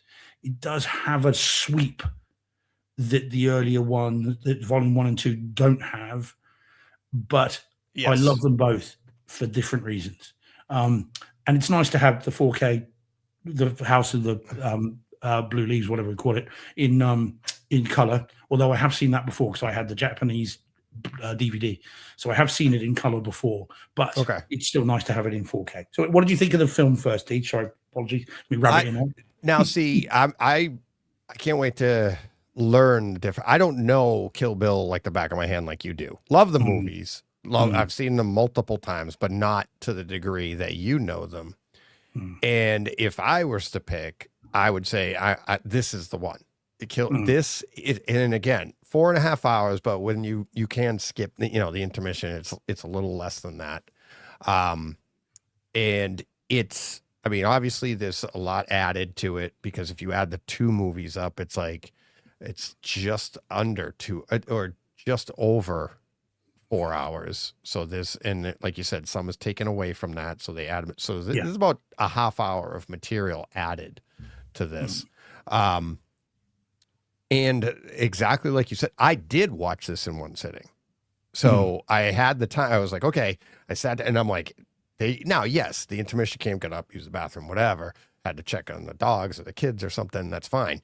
But in one full sitting, and this is another movie where you're not bored. I mean, even if you know the movie, now I know the movie fairly well, and I'm going, I don't remember that, but it was that, is this? But it is just really, really, the way it flows, it makes it, I don't want to say more fun because both movies are good, but knowing that this is all one piece, there is no disc change, and you watch it streaming, so you had the same experience. Yeah. When it's funny when this comes out, if it comes out on 4K, you're going to have to change it. It's just going to be like watching the 2 anyways, right? Yeah. This, I mean, in this scenario where you're streaming it or on Kaleidoscape, you just get the whole kit and caboodle and you flow right through. And it is really nice, especially when you go from volume 1 to volume 2 and it just goes right through. And it's, it's really, really well done. And I love it. I love it. By the end of it, I think it makes it more impactful. I think the story is more impactful at the end because if you've sat through it in one sitting too, you're like, you've been on this journey with her, and and then the ending, if you haven't seen the ending, spoiler free, but the ending, there is a shocking part to the ending that you feel it like her. And even if you knew the ending, like we did, I was like, oh yeah, like, because there's so much going on in this, and it's, it really, really, this is my preferred viewing of it. Absolutely. And I own the other 2 on Kaleidoscape as well. So, well, I mean, like I said, I like them both for different reasons. I like the extra little bits in volume 1 and 2. This still, by the way, doesn't have all the stuff. There is a fight between Bill and Michael J. White, between David Carradine and Michael J. White, that is on the disc, the old disc. It's a fight sequence that was supposed to have been put back into this, but wasn't. But that's neither here nor there because it's a little bit cheesy. It's fine. So it's not for that reason. But I mourn some of the changes in this. but so I've got the other version, but I don't criticize that. Yeah. You know, they are different arrangements of the same song, is how I looked at it, because they're both by Tarantino. It's not like someone else has come along and recut it. So I like them both for different reasons, as I say. What I was very pleased about, bearing in mind this was just the stream, for me, was the home theater presentation. Oh. The word I would use for, again, with the caveat that it's the stream. So for streaming, the home theater experience of this was stunning. Mm-hmm. I was over the moon with how this looked and sounded. And again, with how well I know the movies, I know how they're supposed to look. I know how they've looked in the past. And this was almost revelatory. I mean, it is. There are the issues that people had when they came out on 4K disc, which are baked into this movie. There are some softness. There is some smearing, but it's very deliberate. There's no doubt that's what Tarantino wanted when he shot this stuff. So when you get the slightly artificial looking shots of Copperhead's Vernita Green at the beginning, when you see the artificial shots of her house and it looks a bit fake and a bit weird, that is how it's supposed to look. I think it's supposed to look like someone who is masquerading as a housewife. The whole thing is pretend. The whole thing is supposed to look like a Wendy house. It's not supposed to be real. It's deliberately heightened, and I think that's where people struggle and they think, oh, that doesn't look realistic. Well, it's not meant to be. Yeah. Clearly it's not meant to be, because this has been remastered and redone by Tarantino and it's still the same as before. So I love how it looked. I love that the HDR makes these colors pop. You know, the you know what wagon, you know, it's never looked more colorful. Oh my God. The vibrancy. Yeah, exactly. Saturation of that, the red, the yellow, the gorgeous. Yeah, well, red and yellow, of course, is a color scheme throughout these movies. Oh yeah, the first one. Yeah. Well, red's the blood. Yeah, well, exactly. But then the yellow of the suit, you know, and the black, suit, the motorcycle, all that. It's suits that they had on. And so it looked very, very nice indeed, and I was very happy with how it looked. I still haven't actually watched my 4K versions of the Volume 1 and 2, even though I've had them for ages. Because I have to watch it with in a particular way.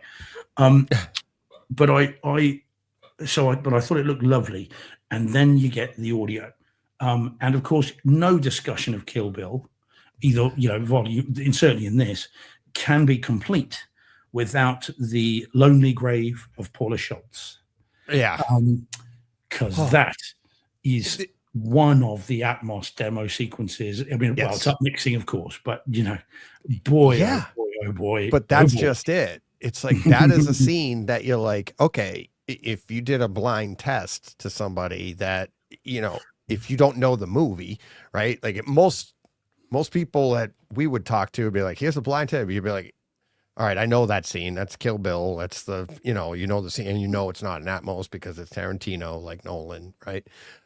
But that upmixing, this is one of the where you can get into one of those arguments, like, do you need Atmos? Do you need that? Because that scene is, and has been for a while, and every iteration that it improves upon it just makes it that much better. I think the bass has gotten better over the years in this, the accuracy of it, the use of the overheads is just, amazing. But the bass in that scene and the way the dirt hits, and then the punching and even the way they cut away to another part of the story, which, if you look at the image quality change, and then you hear the sound changes when she's practicing and stuff, it's all of that plays into every part of it. And that darkness, I'll never forget that. It's like seeing that in the theater and, watching that on a big screen where your whole screen goes black. And it's like, and now to have it in Dolby Vision, there's no crushing. There's no nothing in the details that you can see. And there's details in there that I didn't know were there. It was just a dark screen from years ago, right? And now you start to see little hints of stuff, and you're like, oh my God. It just absolutely, that is one of those scenes that's like, I don't know. It's up there with I don't know, like Gravity or anything like that, where you go, oh yeah. And it's like you said, it's not Atmos. But it's amazing. Quite. I mean, and listen out. Those that then listen to this sequence and listen out, not just for the power of the dirt right on top of you, and the impact that has on the audio generally. It actually changes how it sounds. It feels more claustrophobic. Yeah. But listen for how they use the overheads to then show distance. Yes. Because the voices sound further away once that stuff has been put on, and then listen to them driving away. Yeah. And you can hear that you don't normally hear the overheads used for distance. Right. It's normally just for kind of directionality. Effect, even like you said, the depth, right? The depth of like each shovelful and that's where I was saying like the bass comes into play. It's like the first one's tons of detail. You hear like each granule of dirt with the, and then it gets to be more of a boom. Yeah. And you're like, it's scary. It is like, if you were claustrophobic, and you're watching it in a dedicated room with the lights out, you probably find it quite difficult. Dark. Yeah. Well, that too. Yeah. And so but you need to have the lights out. Absolutely need to have the lights out, because if there's any ambient light in the room, it's going to take away from your image quality on the screen. Right. Yeah. And it's like, and that's one of those scenes. Now I've seen it with a projector. I've seen it on like a projected screen doesn't reflect anything back. If your room's too small and the reflected, say the light coming off the screen lights up the back wall of your room, that light is going to be reflected back onto the screen, and you might that's how dark this scene is. It's any light in the room on a screen. Like if you can have a great, fantastic OLED, but that's one of the drawbacks is you got that glossy screen, the glossy, the reflective. Yeah. And it's like, you're going to lose some of that in there. And it's like, now this isn't a projector, so I do have that, but I also know what it looked like on a projected screen. And I know that, and I'm seeing detail that I didn't see on the projected screen, but I have to look for it now. I'm like, oh my God, look at that. What is that going to look like on a projected screen, running Illumigen, oh my God. It's like, it is so good. I mean, it's the standout scene of the whole two movies, and you'd think it would be the fight with the crazy 88. You'd think that would be it, and that is again with the motorcycles arriving and that sounds amazing. The fights are great. The zipping of the swords and all that, awesome. But the standout scene of both of these is definitely the burial. And it always has been. That to me is the best bit of Volume 2. I love the Pai Mei bit, but I particularly like that burial scene just because it is. I mean, the people say it, pure cinema. That is exactly to me what that sequence is. It's great. It's very cool. Roll on the 4K discs if and or when we're ever going to get them. I was not about to wait any longer. I mean, I let out a little girly squeal of excitement when I just found this by accident on Apple TV Plus, and I'm so glad that I've now finally seen it. It was very cool. And again, if I may, I'm so glad I saw that in Cinema George rather than in a commercial theater, because there are people talking, phones going off, people mucking around. No. Seeing this how I saw it was a treat, a rare treat. For bearing in mind the movie, it was awesome. Yeah. So I loved it. And like I said, seeing it in one sitting was really, I mean, you see the flow of the movie, like you said, and it's like, it was awesome. It was so good. And Steve no disk changes when you plex and merge the files. Did that with Lawrence Arabia, seamless.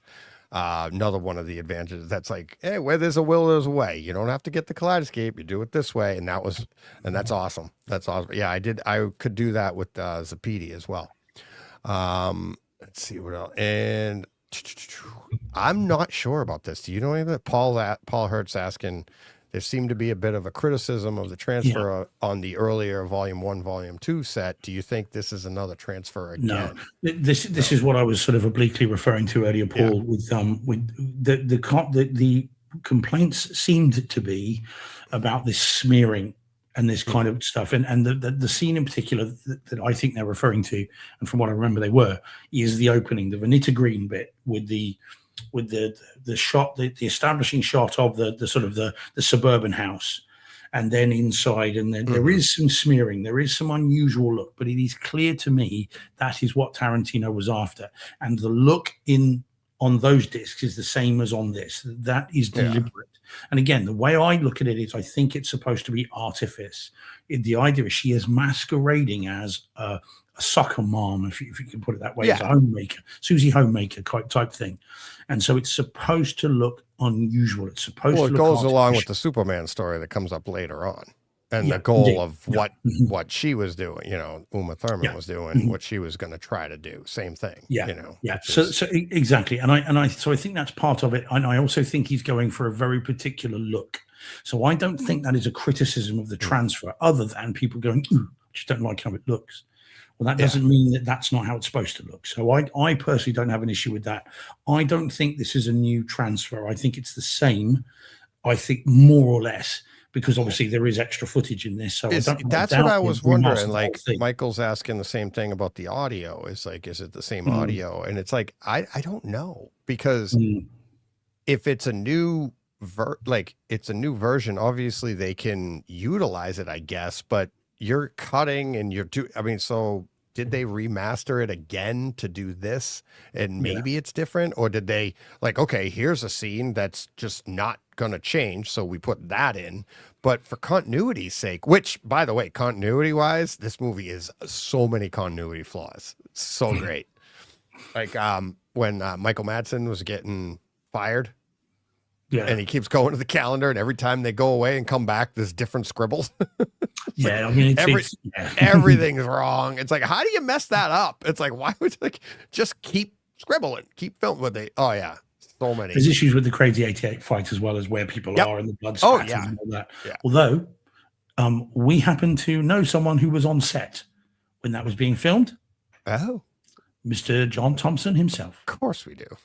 Who said to me, he won't mind me saying this, he said his overriding memory of that shoot is being freezing cold on that set. Oh, really? He said, I've never been so cold. So that is his memory of it. And he was talking to the person who this is their favorite film. And he said, that's what I remember from that movie. Stood there, 1 o'clock in the morning, freezing my you-know-what's off. Yeah. That's what I remember about that movie. It's great. It's very, very cool. And I don't know whether it is whether it is a new remaster audio video. What I can tell you is it looks fantastic, and it looks how you want it to look, and it sounds as it would. Honestly, and don't take this the wrong way, Mike, who cares? It looks and sounds great. It's awesome. Yeah, it is. It does. I mean, a lot of good, directionality, the way there were some really nice Atmos effects in this, but a lot of use off camera, like off to the side, lefts and rights, the pans, everything, tons and tons of use of the full room. Weapons being dropped and going off camera, or the sounds of the swords. And having it ring around your room. It's really, really good. How much was it on Kaleidoscape, Deej? I think it was $24.99. Okay, so that's not bad at all. Yeah, that's not bad. So it was $19.99 on Apple TV. I'm pretty sure it was $24.99 if I remember right. I don't think it wasn't like a $29.99. I was because I remember seeing it and expecting it to be like $29, where you're basically getting both movies, right? Yeah. And for $24.99, I'm like, yep. So steal, isn't it? Yeah. Yeah. Steve Atz in the chat saying, I think we need to make a distinct between needing Atmos versus needing height speakers / information 5.1 versus 9.1. Yeah. It's like you don't need an Atmos track, but having the ability and having the processing, meaning like you can up mix. You don't necessarily need to have an Atmos track. And we've said that for years. How many movies seem to be like, we take a master, we take a 5.1 track and we upmix it here.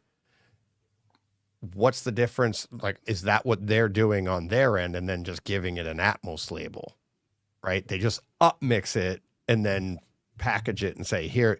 So now it gives you the Atmos track here, as opposed to, I think a lot of movies do that. And then you have the opposite of that, like they did with Twister, where it's a completely new mix, right? It's not an upmixed into, you know what I mean? Like, for all intents and purposes, this was playing in Atmos in my room. It's using all channels driven, everything's working. So that is an Atmos track. You're upmixing it to Atmos or, DTSX, whatever you want to call it. So that's I'm sure they can do that. And it still comes out great, right? Yeah. But then there is an attention to detail like we got with Twister, right? So yeah, I mean, we look at Dangerous Animals last year. That was on our top 10. That's one that was only DTS HD 5.1, and that was one of my audio experiences of the year. So it absolutely can be very, very cool, just upmixed. So Michael just said, is it out on 4K disc? And Dom says, not yet.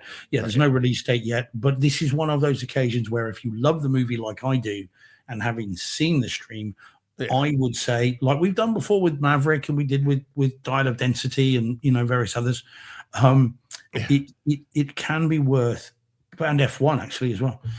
It can be worth buying this where there is no release date. It's a long way off. I would recommend buying this, even though it's just a stream, because it looks and sounds great.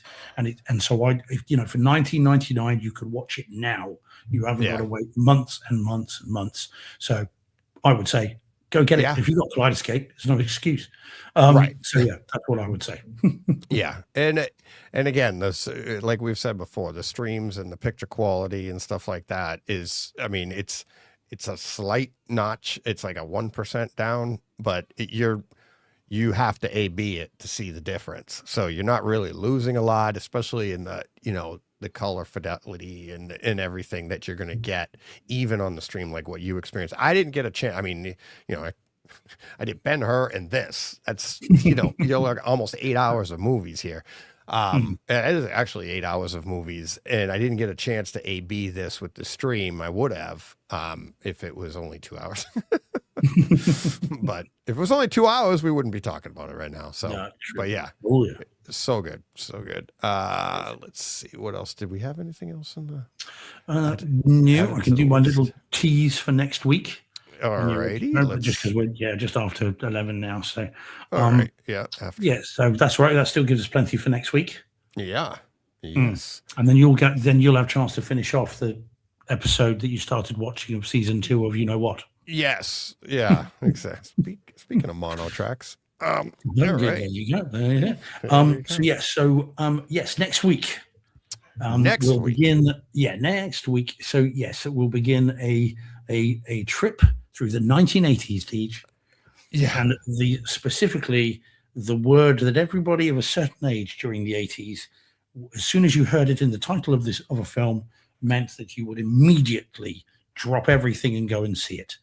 And that word was ninja. As soon as someone said ninja, it's like, right, that's it. I'll go see that movie. American Ninja. So we're going to do, this is exactly it. So coming soon. So next week. No, you don't have American Ninja. Do you remember that one? I do have American Ninja. I've got American Ninja and Blu-ray. We're going to be doing that one. You have it? I have it. I haven't seen it. Yeah, I didn't know you had that. Oh yeah, Blu-ray. Michael Dudikoff. Oh hell yeah. Here's what we're going to do. He possesses great skills. Oh yeah. So we're going to do. I used that line my whole life. I burst out laughing when I heard that. He possesses great skills. Great skills. Wascally Wabbit. Speaking of another movie that's coming out that I saw that I can't wait, Adventures of Remo Williams. Oh yeah, Unarmed and Dangerous. Yeah, that's coming out in 4K. It's getting a 4K release. I had the movie poster. I loved that movie. I was like, Fred Ward. Oh my god, right. Yeah, I love it. Yep. So we're going to do next week. I've nearly finished it. So next week I will be talking Enter the Ninja. Okay. The week after, these are all Kino Lorber releases. I will do Revenge of the Ninja. Then I'm going to do Ninja 3 Dominion. Then I'm going to do American Ninja. Then I'm going to do Pray for Death, which I've also got in Blu-ray. And then we're going to finish it all up with the only available on Blu-ray, which is not good enough, but nevertheless, there it is, Ninja Assassin, which is much more recently, but pretty much all of those have Sho Kosugi in, apart from American Ninja. So I'm going to do a little Ninja season, week to week throughout March. Lego Ninja. Yeah, oh, no. That's Ninjago, I think you mean. Oh. It's not the same. It's not got the word ninja in it. And we've done Batman Ninja. Yeah. But yeah, so there's going to be a mini ninja season. So old school kung fu films. Look out for that because we're going to be doing all of that. So yes, I've got the Lord releases of them. If I can get American, if I can get that, I want American Ninja. I've got it on Blu-ray for ages. It's great. Really? I did not know years. I don't think. Yeah, it's American. Not on Kaleidoscape. No, American Ninja 5 is, but not the original. Yeah, I've only seen the first one. I didn't bother with the others. Yeah, 4K. Is it? You have it in 4K? No, Blu-ray. Just Blu-ray. Oh, Blu-ray. All right. Yeah. Okay. Yeah. No, all right. That you can get. All right. Yeah. It's on $12. Worth revisiting these. Honestly, it is worth seeing again. Oh my God. I love those movies. Yeah. Well, good. Okay. Good. Right. There we go. So we're going to have some fun. Because as I said, I'm nearly finished with Enter the Ninja, which kind of kicked all this off. And as I said, and so Enter the Ninja, Revenge of the Ninja, and Ninja 3 are all in 4K. 4K, UHD, DTS HD 5.1. But American Ninja, Pray for Death, and Ninja Assassin are all only Blu-ray. But they are all great. So yes, I'm very much looking forward to doing a little Ninja season and taking a trip back to the 1980s. Yeah, good man, old school. I got American Ninja. There you go. All right, okay. Well, we will get to it. You got time to then watch that because I'm going to do one a week, so we don't overtake it. All right. So you got time to then catch up. About 3-4 weeks for that. Yeah, it's fun. That film. It's bonkers, but it's fun. I just bought it on Blu-ray. It'll probably drop on Kaleidoscape by then. So that's my kind of luck. Yeah. Now you've said it out loud. Yeah, that's it. You've had your Kaleidoscape's listening. They're like, let's get that. $50. Yeah, he loves it. Sold. Deal, sucker. Well, the one that we were talking about, in addition to that, with a friend of mine today, was Jim Carter, which he had never heard of, and he thought I'd made it up. I had to send him the trailer. Don't know if you've ever seen that one. Which one's that? One's got ninjas on the cover. Jim Carter. No. Oh, Jim Carter. I've seen that one as well. No. That one's not on Blu-ray. If it was, I'd buy that as well. Yeah. That's where it's kind of a gymnast who's taking on ninjas. It's all a bit odd. But yeah, that one found its way onto an episode of How Did This Get Made? There you go. So yeah, but anyway, yeah. So plenty of very fun 1980s ninja stuff coming soon. And as I said, I love those films. And so yeah, looking forward to talking ninja about stuff. Yeah, you got. I mean, Kill Bill. You got samurai swords and ninjas. You got katanas. Oh my God. Yeah. Well, the Man Rikigari chains, the claws so they could climb up things. The flames coming out of their wrists, all this stuff, all nonsense. But I love it. Yeah, the shurikens. Yeah, and then ending and culminating in Ninja Assassin, which in a fair or just world, there were more of those than there are Fast and the Furious movies. But unfortunately, it failed at the box office, so there was never a sequel. But boy, should there have been. And if you haven't seen that film, Deej, between now and then, try and see that too. Which one was that? Ninja Assassin. That one's from like 2011, I think, which is really good. And it's actually available on Kaleidoscape too. Yeah, well, I've only got the Blu-ray. If it's in 4K, then go for it. But I love that movie in a way that is most unnatural. What year? 2009. It might be 2009 actually. I thought it was 2011, but it may be James 2009. McTeague. James McTeague. That's it. Yeah, he directed it. Yeah, same guy that did V for Vendetta. HD. It's there we go. Yeah, same as an HD. $15 on Kaleidoscape. Yeah, look at that, Dom. See, great minds think alike, mate. Yeah. And that one's where like the shurikens in that are like machine guns. Oh, really? They just like go right through people. But it's such a good film. And Sho Kosugi's in that. And he's my hero from that time. So so we're going to culminate with Ninja Assassin. So anyone that is interested, you now know the sort of things I'm going to be talking about for about the next 5-6 weeks. So if you want to give them a go, get your ninja fix in.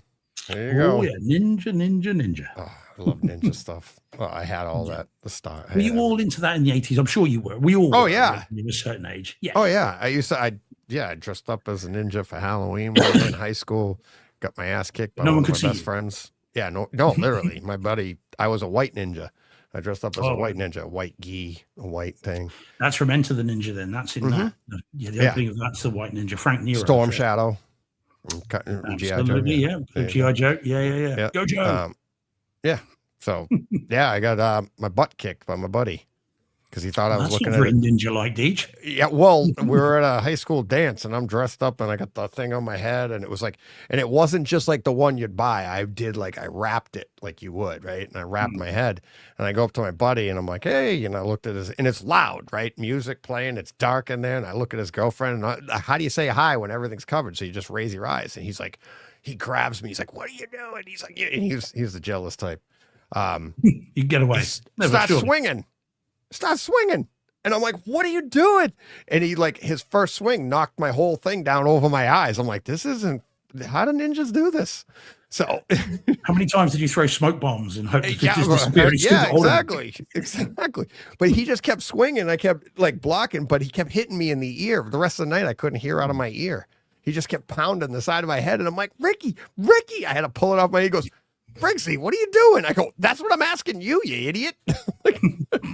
Thought you were checking on my girlfriend. See what happened there? You is just start swinging?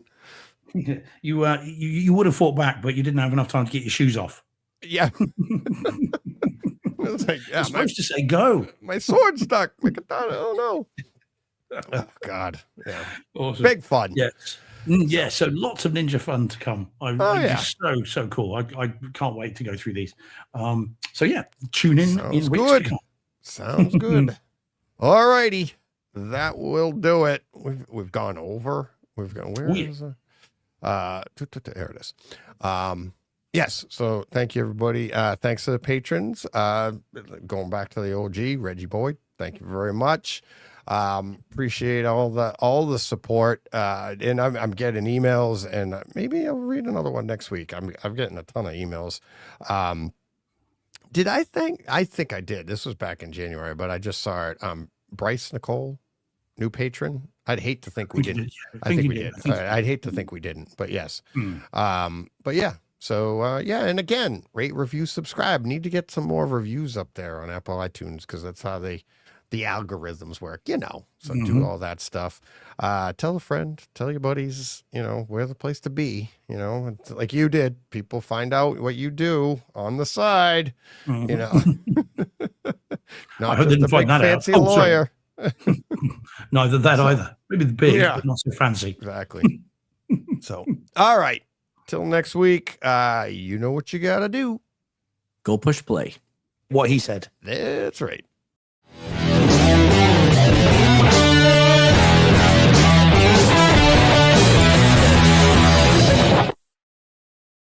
Hey, Fred. This has been a Hey Fred production with theme music by Jeff Bernhardt and Throne Vault Productions.